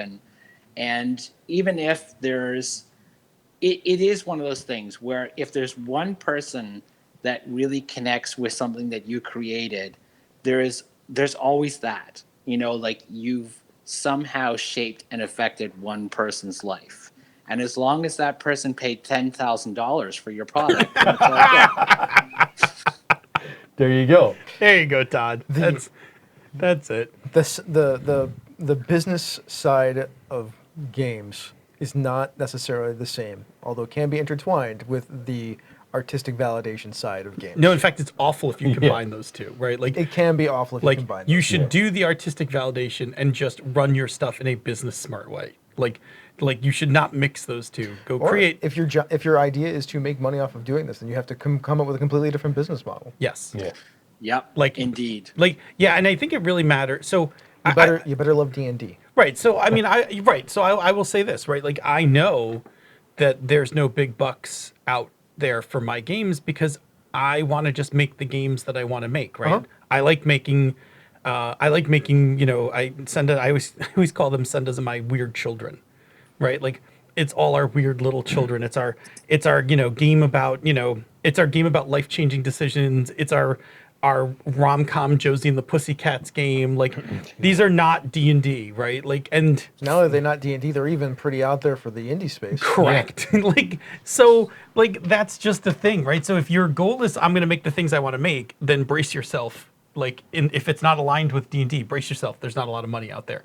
If we were to have created Encoded and we're like, cool, in 10 years, we're quitting our jobs and we're just going to do this for a living, we would have just built a company designed to make D&D Or stuff. at least 80% of the stuff we made Right from the get-go. D&D right off the bat. We would have, I mean, that's because we did the exact opposite. We were like, we like making stuff. Let's go make a company because we don't know any better. And that seems like a good idea. And that's Yeah. twice I've done that We in have, my we life. have we have zero brand identity. Yeah. We're like, our product lines are schizophrenic. Like, Oh yeah, we're all over the map. Misdirected Mark has a better brand identity than Encoded Designs. yeah, exactly. Encoded Designs is like, there's a bunch of dudes who make stuff. Yeah, whatever Like, we feel like. Yeah, whatever. That is our brand identity. I mean, we will be. Yeah, I was just gonna say that is your brand. I mean, like there's a reason why I'm on this particular podcast. There's a reason why I paid to have ads on this network, and it's because you're not linked to one particular brand.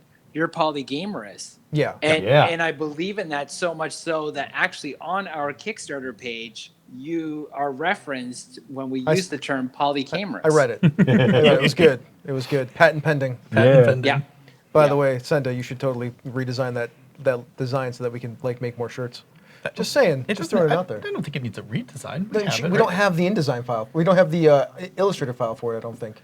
Well, first we'd have to make sure that Senda had an Illustrator file. Well, so first of all, it may be a we could Photoshop file. we could use a Photoshop or an Illustrator file of that. I'm file. sure she has Yeah. the Photoshop of it. That'd be As great. long as it's not InDesign.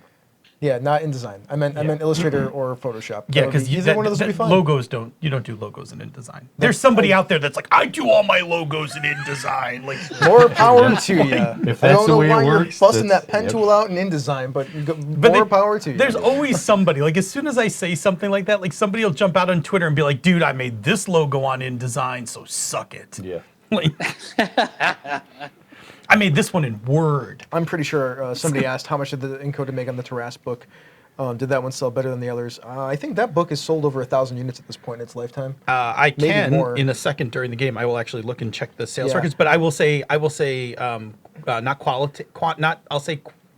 qualitatively, that there were times where almost all our revenue, for like 6 months or so, was the Book of the Tarrasque. Tarrasque. Yeah. It sold a lot of copies. It was sold a lot of copies. It helped us. It hit a particular space at a decent time, I think. It helped. So that helped us. There were times where you guys did, like when Sean did when Sean did the D&D Adventure? module. Yeah. Yep. That one helped. The one that helped us a lot for a short period of, for not that short period of time. You did the layout on that Sharn book. We brought in a decent amount of coin on that Sharn book. The Sharn. You mean the Sharn Adventure? Yeah. Yeah, that was was that an encoded thing? That was probably an Yeah, it was a thing, right? encoded thing. We took 10% on Oh the, yeah, that was pretty okay. We did, but I mean, D&D sells pretty well. but I mean, it was Sharn and like It was Sharn and it looked like a D&D book. right. Yeah. And you did a really nice layout on that. That was. Yeah, I mean, I'll go look at the it's just Tarrasque it's a hardware, numbers. you're just copying it. Yeah. Yeah, no. But yeah, like well, we were talking about hacks and mods. We got a little off track. We got one more question before we get out of this this section. So, what are some of our favorite rules, hacks, and add-ons or extensions to role-playing games, and how have we implemented them over the years? Phil, before you look this up, do you want to look that up first, or do you want me to go somewhere else? You go first. Sure. I think my favorite add-on / hack for role-playing games that I've used over the years is investigation mechanics. And ever since we got Gumshoe, I've been able to figure out a way to implement the idea of the core clue and then rolling for any extra stuff that might be in the scene. So like you always get the core clue. I just kind of got rid of the if you're trained in it or not thing, because that's part of Gumshoe and the core clue idea, but it's not to me, it wasn't always the most important thing as far as investigative mechanics go. Yeah. So that's the one that I've always been able to add into different games. Like Fate doesn't really have a solid investigation mechanic. No, It's essentially the overcome action. or create advantage. I You mean, can use create advantage to create clues. that's strange in an investigation, though, right? Well, that would be if you are doing so if you're doing it as I have not decided what the Yes. we're going to play to discover If the you're going to investigation. Agatha Christie, Yeah. Agatha then Christie never really knew who the killer was or the culprit was in her mysteries until she got almost Towards the end? towards the end of writing her Interesting. novels. so yeah, if you do it that way, you can use it like that. Yes, you can. Huh, not as many as you would think. 486. That's it, just 486. Lifetime total. No, that's not that many, book of yeah. Tarrasque. Oh, well, I'm sorry. That's 486, and I can't tell you if that's book and PDF or just PDF, and that doesn't include Studio 2 sales. Like, Oh well, there's So- that too. no, the shit that sells the most is the free stuff. I mean, we sold a whole lot of copies of the Streets of Avalon book. We did. Love and Justice is like one of our leading. Anything that's free, though, Right. Yeah. Yeah, Love and Justice hit like a pretty sweet spot. Like it's it's thousands. 1,320. Oh, it's only 1,320. I thought there was more than 1,000. I'm assuming that this is the correct spreadsheet I'm looking at, but sure. So what so about there you, you go. Todd? What's one of your favorite hack mod things? Honestly speaking, it's stuff that I made for myself for my own games. But at the same time, too, I would say one of the things that always bugged me about a lot of games was rolling for initiative. It never really kind of matched the kind of scene dynamic I always wanted to create. So Popcorn Initiative is something that I've stolen a lot of times for a lot of games because I just like that fact to just be like, you choose who you pass it to. It's just so much simpler, and it just seems to work so much better for the kind of scenes that I like to run. Yeah, popcorn mechanic. That's pretty awesome. I can dig it. For those who are wondering, it's not downloads. It's people who bought it. So once you've bought it on drive-through, it doesn't count the multiple times that you download it. Correct. Yeah. I would say my favorite hacker mod is actually one that's not published anywhere because it was my first serious hack. So Underground, a game that, I heart forever, when it came out, it made reference to all this kind of custom weaponry in the artwork, but nowhere in any of the rules were any rules for custom weaponry. So when I was in college, I created an entire equipment section for how to build custom guns Sure from the did. ground up. And I basically looked at all the rules for the existing guns, broke it all down into how they built the guns mathematically, and then built it so that you could build guns that had like 2 barrels, 3 barrels, rotary cannon. Like I had all these rules for it, and all these prices, and so you could have the gun like the guy on the inside, in the inside panel, because there's this iconic piece. If you've ever seen the cover of the game, it's got this guy and he's got this really sick looking weapon in his one hand, and on the inside of the book they break it down like it's a fashion thing, where they're like, Eddie's carrying a 30 millimeter, 20 millimeter over under, assault weapon, blah blah blah, with recoil compensator, et cetera, et cetera. So I built the system to do that, and later they did, but like I had mine like years before their source book came out, and I was never interested in theirs. I was like, no, I have mine, forget it, it's mine. Yeah. But it worked. Oh, it totally worked. Yeah. It was cool. You make yourself like a badass weapon that was not broken, because it was all based on it was all an extension of the existing rules. I want to play Underground so bad. I know you do. I know you love that game. Oh, I'm gonna See, play it and again. just listening to that, it's making me think too of the fact that just like, and this might be a generational thing, but I'm 45 years old, so I try not to identify with any other generation. It just makes me angry. But one of the things is, like, when we first started playing, it was still such a new experience, and you guys have mentioned this on the show before, is that you really kind of had to make things up on the go, because like it never really made a lot of sense. You had to actually play with other people just to get the basics of the rule. Every single table was playing the same game completely different ways, because we had to improvise on the fly. And I can't help but think that some of that need to, well, in order to make this work, I guess I'll just have to kind of, make things up and make judgment calls at the table and house rules and all this other kind of stuff. And it was one of the things where, now that I think about it, I don't know if that's something that is, that idea of, oh, I'll just hack a solution to something. I don't know if that's something that, with so many games that are pre-written and ready to rock and roll and everything like that, maybe it is something that it's not going to be existing as games move forward. And like when you hear so many people say, it's like, well, I want to play role-playing games, but I want to play it like Matt Mercer does, and it's like, well, Matt Mercer got there by playing for 20 years. So I can't help but think it's like the idea of being able to show people how you can mix and match things together, and not every single game can handle everything perfectly. That maybe that's why there's a benefit to things like, and I'm self-promoting here, but why there's a benefit to things like World's Greatest Role-Playing Game, the Zine, to show that it's just like, no, you don't have to play it this way. There's other ways of doing things. Yeah, I'm with you. I've been talking about it for 8 years. So Yeah, there you go. I mean, I'm definitely a fan. I mean, there's similar things that go on in the DCC community. The Gong Farmer's Almanac is like a collection of house rules, mods, hacks, things like that are, just people in the community who've made stuff and wanted to extend DCC. Because while that DCC book is enormous, there aren't actually that many rules in it. You can distill the rules of that game down to 20 pages in a PDF. It's the spell tables that'll kill you. Yeah. No, it's true. That game, if you slice that book up into chunks, the spell tables is the bulk of the book. Because every spell takes 2 to 3 pages in layout. Yep. Plus, also, that book has a ridiculous amount of artwork in it, and large artwork. Like, Yeah. it is laid out like in times where like maybe a third of a page is actually text, and like sometimes 2-page splashes, and like, I mean, Goodman grabbed grabbed right onto the nostalgia rails, right? Yeah. Like, it's chocked full of black and white line art, and I mean, actually, for all the, we say this a lot, for all the hippie indie games I love, man, like I love me some DCC. But yeah, it's I think the reality is like you just love games. Well, I do love game. I love games that produce certain effects, And right? you like games that aren't overly complex all the time. That is true. Yeah. Like, complex games are not a thing I'm down with. Yeah. And I don't have a thing against complex games, but I just know that Well, like you I don't- don't have the attention span for it. There's nothing against the complex game. They're just not Right. games that you like to play. Like I'm because not of playing what you Hero just said. System, Yeah. I right? mean, Like I'm not gonna go play Hero System, but if people want to go play Hero System, that's cool. Yeah.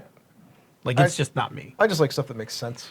Right. But I think what's cool is if you have a good solid core mechanic, right? So like 5th edition, like DCC, if you have a good solid core mechanic, and it's something that people can easily understand and kind of and mimic, then extending and like making extensions into the game isn't it like it isn't I don't want to say it's easy, but it having a good core mechanic like that facilitates making extensions. Absolutely. And having a community of sharing them, right? Like the DCC community, because I know that a little better because I, listen to some DCC Sure. podcasts. Like they're totally into, whipping these things up and then like posting them up and sharing them out with everyone And talking about them. Yeah, like and talking about them and circulate them. Like, so I think that's really cool because I think that does harken back to the old days, like when all we had was Dragon Magazine and that other group down the street that like you sneered at how they ran their games, but they did a couple things that were cool,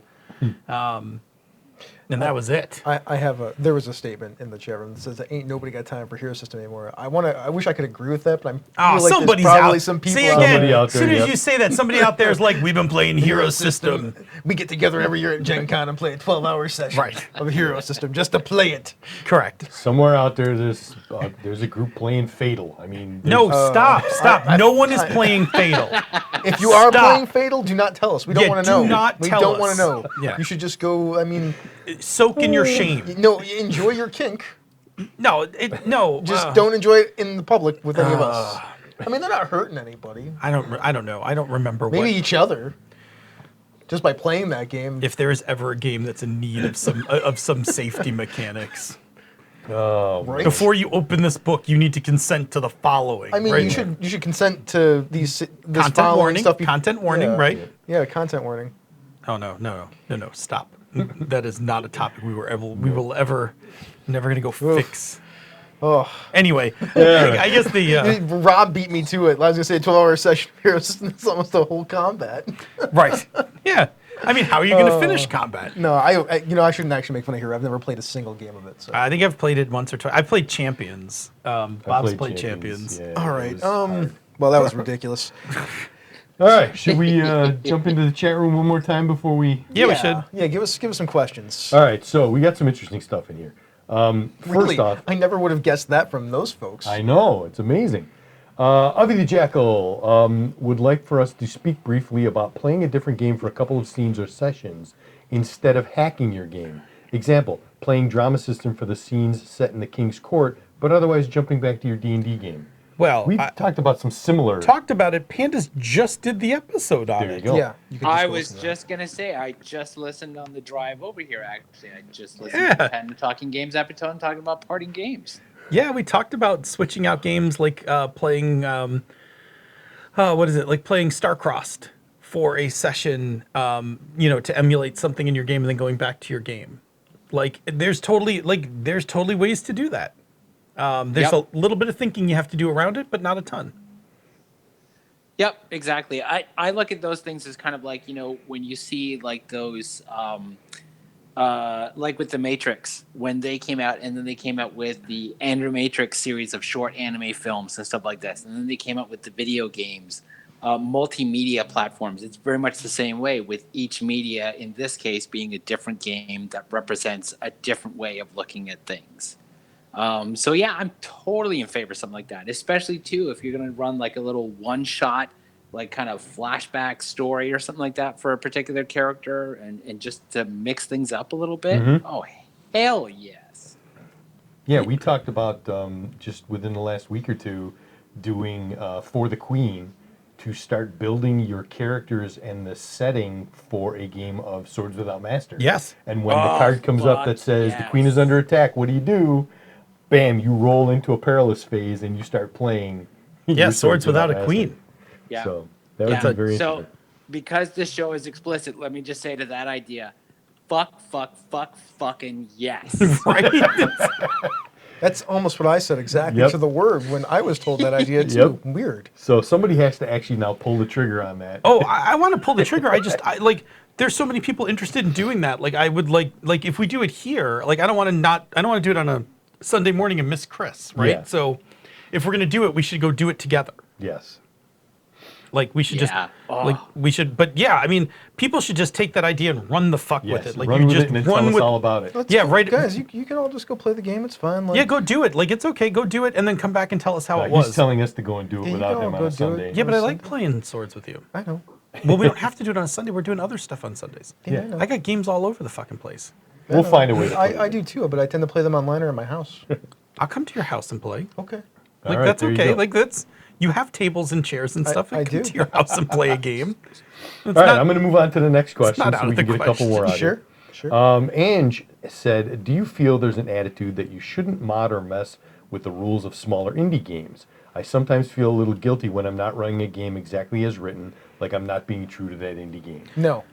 I think it's okay to mod them. I think it's perfectly fine. I think that because they're smaller, they may not withstand certain changes as well because there isn't a lot of mechanics to go like if you mod the skill system in D&D, you like other parts of the game will still hold up. Saving throws will still work, combat will still mostly work, things like that. For instance, I didn't do this, but I really desperately wanted to last night because we were playing a game on stream, and on stream I didn't want to mess with it Right. because I wanted people to see how the game was played. Yes.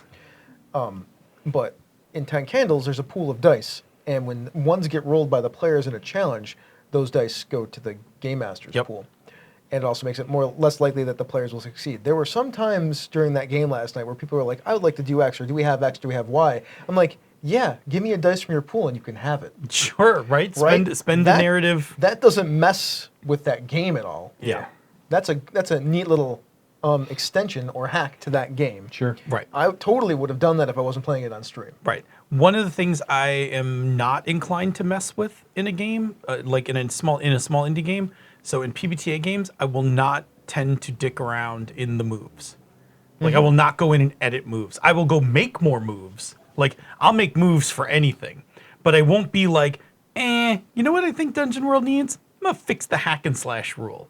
Yeah. Right? Like that's a place I tend not to go treading into. But if I wanted to be like, you know what? I want to stop using Defy Danger for a particular action in this game. I'm just going to go make a move. Well, that's fine because you're extending the game. Yeah. Instead of modifying the game. Exactly. When you modify the game, you could mess up a lot of stuff about the game. When you extend the game, you can mess some things up, but you can just pull the extension off. Correct. It's actually an easier thing. I mean, they're both actually pretty easy to fix because if you extend it, you can remove the extension. If you modify it, you can just revert to the previous version. So I will say, for those of you who don't work in IT or in software, this is called having a rollback plan. Yes. Right. So when you go to do an upgrade, Yeah. one of the things that you make sure that you plan for is if this upgrade breaks everything, how will we roll back the environment to where it was? I mean, I knew I was making a computer Yeah. environment reference when I said it. Right. So the thing I've always said, and like we've said it on Pandas, and I think we've said it here too, is when you go and make a mod, have a rollback plan. Like if it doesn't work on your first session, yank it back out. Yep. Like here's what we're gonna do, everybody. We're gonna try it for a session. If this doesn't work, we're gonna pull the mod out.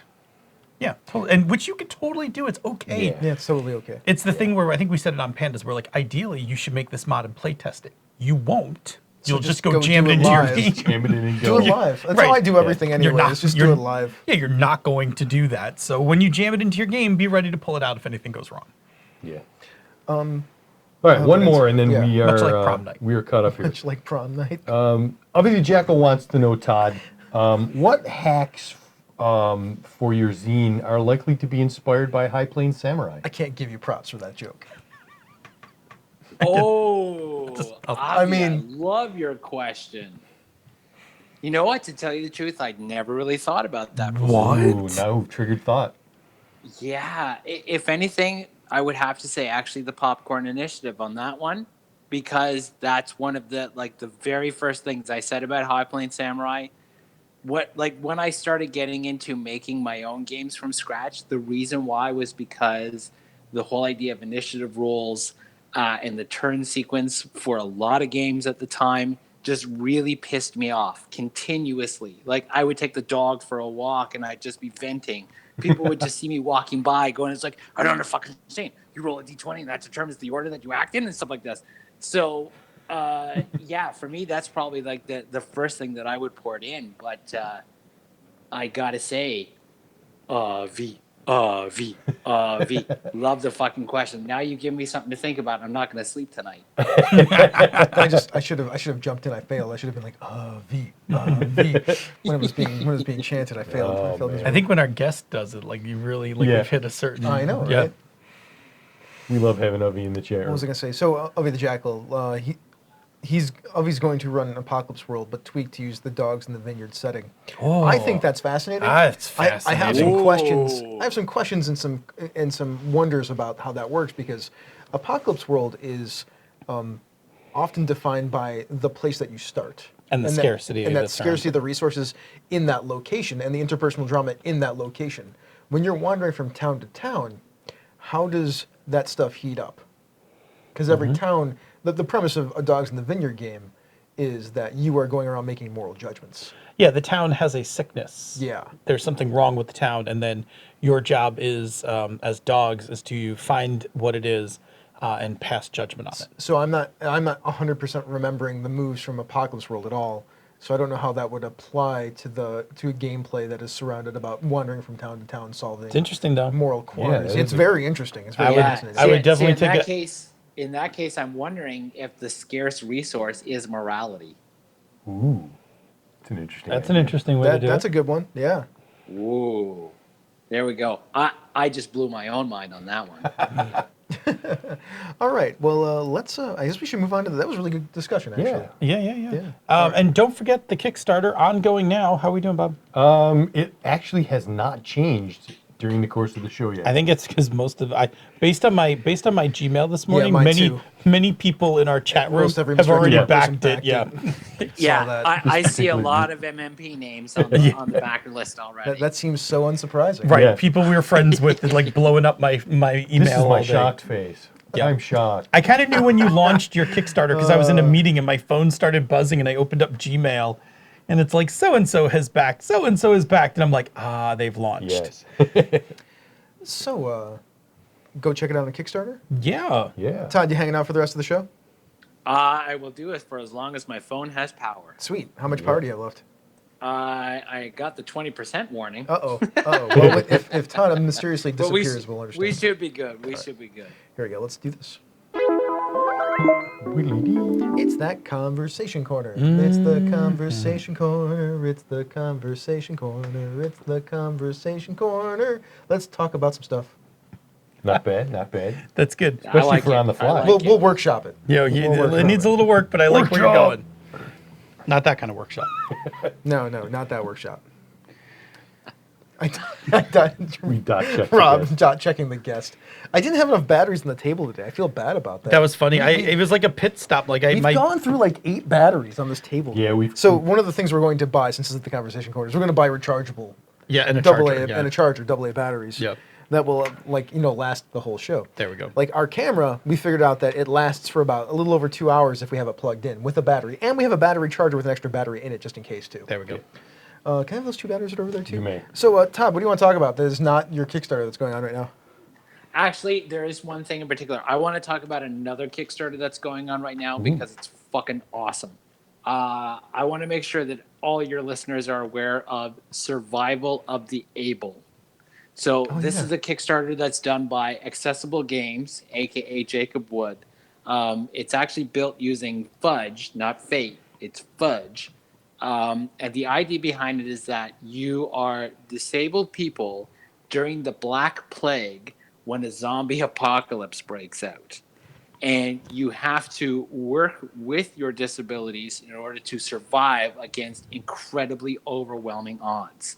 I am actually on board this project actually as the layout designer and the graphic designer for it, but there is so much about this game that is just really appealing. And the main thing for me is that one of Jacob's goals is to create empathy for people with disabilities by putting you in their shoes and trying to, make you fictionally go through the scenario that I'm sure most of us, while watching The Walking Dead, have said, oh yeah, I could totally fucking do that. But it's just there's so much about this game that I want to see this thing out there in the world and not just for personal reasons. Like so I wanted to put a plug out for that one. Cool. Plus, I've met Jacob. He's a nice guy. Oh, very nice. Very nice guy. Very nice. I played.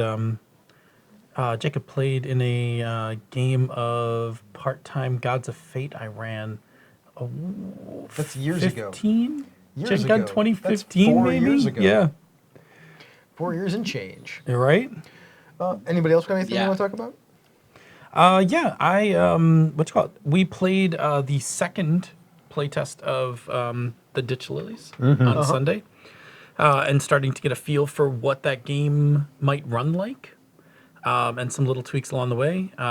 Came up with a really nice, simple romance consent rule that we're going to put in the game because we noticed that taken in the wrong direction, because the game's supposed to be kind of sexy and romantic, taken the wrong direction, some of these things can be a little stalkery. So I think we've put a couple safeguards in that I think will help. Cut down on the stalkeriness. Yeah, it just empowers the player to kind of drive when a NPC is a potential romantic interest in a kind of meta way that like just lets the GM know like, oh, this like you may pursue the rom-com style romance now instead of the GM like pushing an NPC out there and being like, is this attractive? No. What if I try again later? What if I try again in the third act? Like it gives just a little little consent model that I think will be really playable. And then the other thing, we saw a couple of playability things and a couple of questions. I think I have a couple of questions I'm going to ask you that are kind of procedural to one that I'd like to find out what your take is on them. Cool. Makes perfect sense. Oh, I'll remember it later. Rob's got the burning question about the Ditch Lilies, though. Mm-hmm. Is Megan with an H or without? With an H. All right. Yeah. So, like Miss Martian McGon? Yeah. That's Megan with an H. Lovely, lovely Megan, our forceful drummer. It's a good Scottish name. Yeah. I really what I wanted, but we didn't have time to do it before Metatopia, was I wanted character art. Because we have very specific looks for each of the women in the band. And I can't wait to do them. But actually, the artist, there are, I think, a couple different artists we've looked at, but the artist that jumps to mind will be at Metatopia, which is Meg. Meg Dornbach might be just the person. Really? Who knew? Well, ever since Meg did our Rocker Girl, our Keytar Rocker Girl for Rocker Boys and Vending Machines, like I could totally go with a Meg. I could totally go with a Meg artwork piece. Although I have seen a couple other ones that for the game we might also do as well. Like there was somebody who had some a really cool like sketchbook style. But yeah, I have. I have to finish getting all the things together. There was some graphic design stuff that needs to be fixed. Like the problem meters are too small. They need to be laminated. Like laminate. I mean, I made them in Illustrator. So by too small, I mean grab object. Sure. Make in biggin, and be done. Name a Marvel reference. Yeah. Anyway, Ditch Lilies was fun, and our Things from the Flood. I don't want to hog the time, but our Things from the Flood game was like, fuck, it was so good. What time? Like, who cares? Well, I'll pass it to Bob. If Bob wants to talk about it, he can talk about it. But. Things from the Flood is amazing. The group that we've got, let's put it this way. I'm gonna caveat that my experience with Tales from the Loop and Things from the Flood, I've played with Phil, and I've played with Glenn, and I've played with Tony. That's our group, all right? I have played one other game of Tales from the Loop, and that was with Ange at a con, and I forget which con it was. Mm-hmm. But that was a one-shot, and that's it. So all of my experiences with Tales from the Loop and now Things from the Flood, I've been with these 4 people at the table. Sure. And that mix, for whatever reason, of the game, the rule system, the setting, and those 4 people just clicks. That's why I don't hang out anymore. And we just, it's like... We have two different groups. You can play the other group. Yeah. That group doesn't have the same kind of... That group's chemistry is totally different. Dynamic. Yeah. Yes, it's men, but it's not what I meant. Right. So, yeah, the session we had was heavy role play.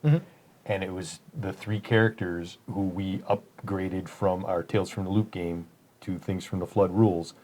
They're now teenagers. They're like 17 years old instead of like 13. And they just found a dead body of one of their schoolmates. Like, this is a kid that's dead. And we dealt with that. And we did a bunch of heavy role playing. And it was just amazing. And we didn't do a lot that session, but we did a lot of role playing, and it was awesome. I mean, we I think I forced a break. Like, we weren't even going to break, and I forced a break and like at the halfway point and was like, let's take a 5-er. Yeah. And then we jumped right back in. So it was a solid night of Yeah. it was a solid night of role playing. We did roll. Like, there were Yeah. rolls and stuff. Like, it wasn't one of those Yep. things where like the rules dropped away or anything. Like, we totally played the game. Yep. But the subject matter was just like intense and heavy and good NPC PC conversations, good Yep. PC like Yeah. it was good all around. Yeah. Good stuff. Proud of that game. Yep.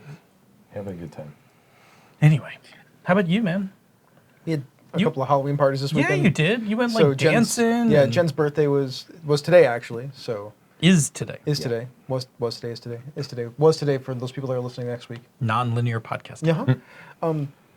Friday night we had a Halloween party, which there was games and costumes and things like that. We played. Jerry was nice enough to bring some games. We played Railroad Inc. That game is still. Oh, is great. that the one you guys played at Origins? Yeah, where you draw. That's yeah, clever. Yeah.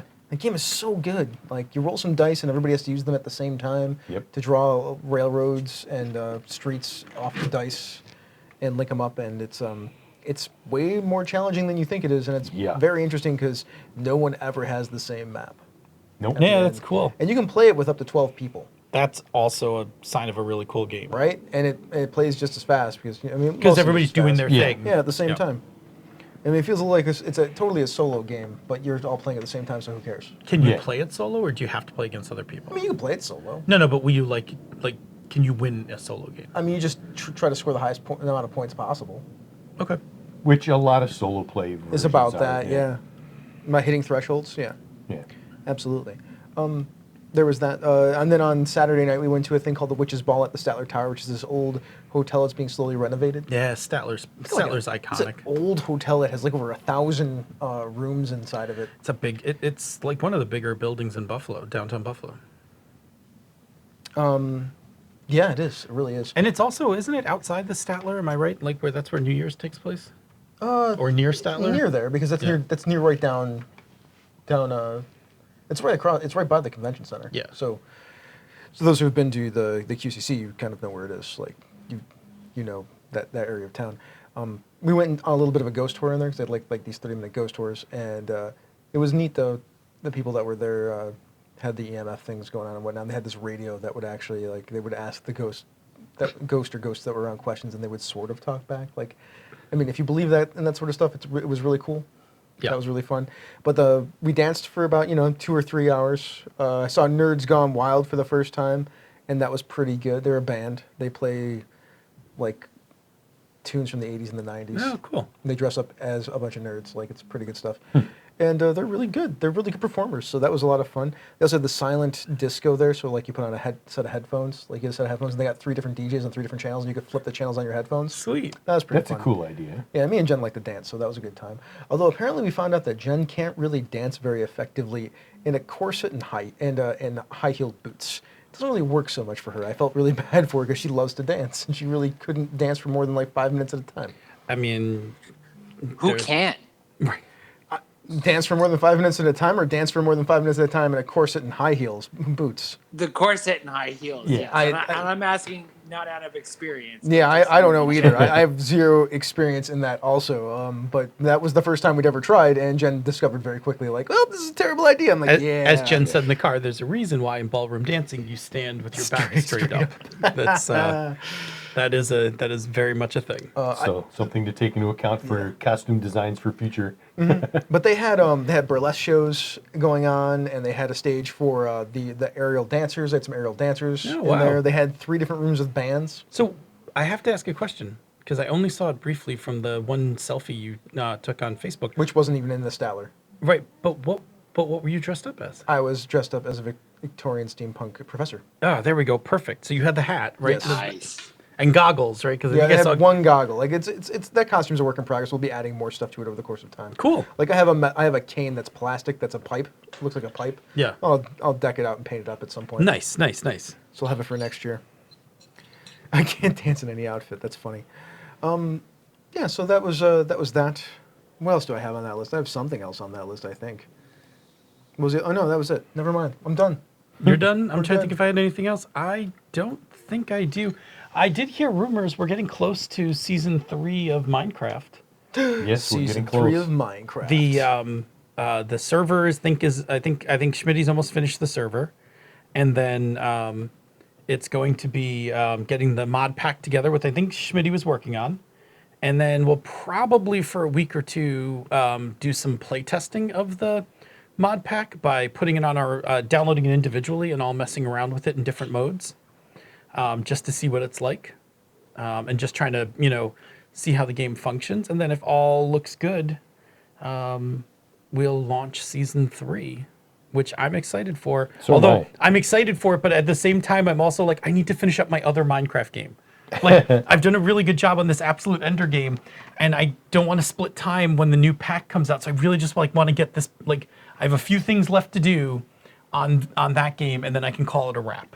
Like, I'm gonna go kick the dragon's ass, and I'm gonna go do like a set of upgrades, and then I don't think and I'll go kick. Well, beating the Wither in Ender IO is easy, because you just put it in a box, and then just murder it while it's in the box. I am dying looking at the chat room. Since I said aerial dancers, they're making font jokes now. Oh, better than the Times New Roman dancers. Yeah, and also that like You leave how- those papyrus dancers alone, people. How Rob didn't like the aerial dancers because they were too bold. Oh man, Good job, Rob. Oh, Rob, why Rob. would you do this to us? it's so good. Why? I think Why? it's so good, so good. I'm a fan of the papyrus dancers. There, I Oh, said. yeah, I some said of the- it. I said it. Live with it. Schmitty asked if the aerial dances were on silks. Some of them were, and some of them were on the ring. Those are the Cool. two of the things there that they had. It was really slick, really enjoyable. Yeah. I'm They holding did- up I have for a the Comic question. Sans I have a dancing. question about season 3 of Minecraft. Actually, Yeah. Yeah. Is this the season where we find out that Lego is actually suing Minecraft for copyright infringement? I hope the hell not. Well, on a good note, since Minecraft is not actually a small company, Minecraft is Microsoft. I think Lego could take their run, but I think Microsoft could bury that in lawyers. Here's what I think. I think that Microsoft should go to Lego and ask them for permission to do a skin pack to make all of this stuff look like Oh, Lego. I can't believe no one has a minifig. First of all, we should look that up. If there's a minifig skin, we should get it for Jerry. All right, Yeah. let's move on. It's getting late, and we do want Roll to it out. We do want to have some sort of after show. Yes. Transform and So roll out. Let's do some Patreon shoutouts. We are at the end of our list, so we had to go back to the beginning of our list. So it's the Royal Court once again. Yeah. So Craig, the Lord of One Name, Eileen Barnes, the Duchess of your show, and the Yeah. show is Panda's Talking Games. that's right. Richard Wyatt, the captain of the Royal Airship Fleet. Jared Rasher, our scribe, the scribe of MMP. Jim Likes Games, who is our royal merchant. Oh my God, I'm going to go see Jim next week. Yeah. And his glorious table. And that's a pretty glorious table. Oh my God. Andrew Dacey, the Warden of Whiskeys. By the way, Jim Likes Games has a podcast where he recaps in like 15 to 20 minutes the games that he has played. Oh, neat. Like the story of the Oh, games shit. he's played. So you can actually hear Jim talk about these different indie games and the kind of the stories that they produce. Interesting. It's quite good. I can't think of the name of it offhand, but it's in our forum. So if you go to the forum and look for it, you'll find it there. By the There way, we go. that contest is still going on too for the Wayward Masquerade Bag Thulu, which you can buy Wayward Masquerade stuff on their Etsy store. Yes. Yes. Eric Andrew Bonds. I didn't do Dacey? Dacey, the Warden of the Whiskeys? Yep. There you go. Okay, cool. Eric Bonds, the Duke of Gators and the Lord of Beepness, the only person who'll ever have two names. Todd Crapper, the Prophet of Probability. That's his Royal Court title. Also, the best name in gaming. That is just something that he has. Yep. Hey, Todd, how's it It's going? just the truth. That's me! Yes, that is you. Thanks, Todd. Thanks, Todd. Yay! Schmitty, the Keeper of the Labyrinth. Yay. Kevin Lovecraft, our Royal Beard. P.K. Sullivan, the Queen's Royal Rocketeer. John C. LeMay, the Lonely Guard at the End of the World. I always feel bad for John 'cause he's way out there all by himself all the time. We should bring him a whiskey. I know, right? We should send can Andrew out Dacey, there. Yeah, right. and send Andrew Or out there we with can a have Andrew pick the whiskey and then have PK rocket out there. Yeah, there we go. It makes Yeah. more sense. It's faster. John Carney, the court necromancer, who what's he going to be doing? Because he decided to he's probably going to move somewhere sometime soon. He should move to Buffalo. We're I mean, making the could- press. You Yeah. could move to Buffalo. There's games you could play with. You us. have family here. You should just move back. Yeah, right. Evil John, come to the buff. Christopher Gray, the spy master of MMP. Michael Dinos, who is the Inquisitor of Mark with his puppy Pretzel. Yes. Jesse Edmond, the Royal Doctor, who is also the FM Gamer and the host of the Lounge. Donnie Harville, the Lord of the Slack Room. Brian Kurtz, the Royal Doctor of Physics. Andy Olson, the Duke of Dice, who is looking for people to hang out with at Gamehole Con that are from the Misdirected Mark family. I don't think that'll be hard. Yeah, if you're going to be there, there's a The tweet Duchess out there. of Pandas Talking Games will be there. Yeah, absolutely. Merrick Blackman, the Royal D&D reviewer. Rob Abrazato, the Chief. I'm going to hang out with that guy. Yep. Yeah. Also the Gauntlet of the Queen. I'm Yes. bunking with that guy. Yeah, that's his title is the Gauntlet of the Queen, but we call him the Chief. He's the chief. Yep. GM Gerrymander, the Lord of the After Show, and Toby Sennett, the Baron of Britannia, who surfaced earlier today on Slack. Oh, yeah? Right. Yeah. Woo. He was looking for something. I can't remember what it was. Otherwise, I'd say it right now. It was like the question about why are we removing ourselves from Facebook, which we will talk about in the after show at least for 2 seconds. All right. just in case so we can hear it. All right. All right. Thank you, everyone, for listening tonight. If you are free Tuesday evenings at 8 p.m. Eastern, 6 p.m. the Queen's Time, come join us live on Twitch where you can chat with other listeners in the ever awesome chat room for life and ask us the occasional question. If you can't make it to our live show, you could check out our podcast each week wherever you get your podcasts. You can also take a listen to some of the other shows in the Misdirected Mark Network, such as Down with D&D, Bone Stone and Obsidian, Pandas Talking Games, The Gnomecast, Zhang Yu Hustle, She's a Super Geek, Bonus Experience, the FM Gamers, at least on Twitch and on YouTube, and also on podcast, and the BXP Bicons, which is currently on YouTube and Twitch. I'm not sure if they have if there's a podcast version of that show. I've not been informed that there is yet. You can also check out some of our sibling podcasts that we highly recommend, like the Tabletop Bellhop, the Knights of the Night, which they are playing Dresden Files right now. Man, their sound is so much better since they got their new mixer. So it's worth listening to them. Nice. If sound has always been a problem for not listening to them, now their sound is very good. And you can also check out The Amazing Gaming and BS. I do so love listening to them talk about games. Indeed. After you have extended your game and before you hit the table with your new rule set, you can reach us directly via the old-fashioned emails, mmp@misdirectedmark.com. You can check us out on Twitter. The show, the network, is at MisdirectedMark. I'm at DNA Phil. He's at Robert M. Everson. And, of course, The Light 101. And, hey, Todd, where do people find you on Twitter? Actually, what they need to do is they need to write a letter and put it into a bottle and put it into drift at sea. And then eventually I will find it and I will appear to them in a vision. Or you can you can also find me at Warden_op. There, maybe that'll do too. Excellent. Todd, I sent that bottle 3 years ago. Yep, it's just got Oh, there. yeah, I got that bottle, but at the time it didn't seem like the right time to respond to it. So I just wanted to let you know now, I love you too. Appreciate that, Todd. Thank you so much. Message There you go. Hey, if you like what we do here and on the other shows in the Misdirected Mark Network, you can support our Patreon campaigns. MMP Down with D&D and Pandas Talking Games are at patreon.com/MMP. She's a Super Geek is at patreon.com/SassGeek. Zhang Yu Hustle is at patreon.com/Zhang Yu Hustle. And last but certainly not least, Bonus Experience is at patreon.com/Bonus Experience. Patrons of MMP Down with D&D and Pandas Talking Games get access to the after show, pre-production show notes, musical parodies, the Pandas Talking Games bonus outtakes, and other special releases. Well, this has been a Misdirected Mark production, which is the media arm of Encoded Designs. Todd, would you like to say it? Mic drop. We are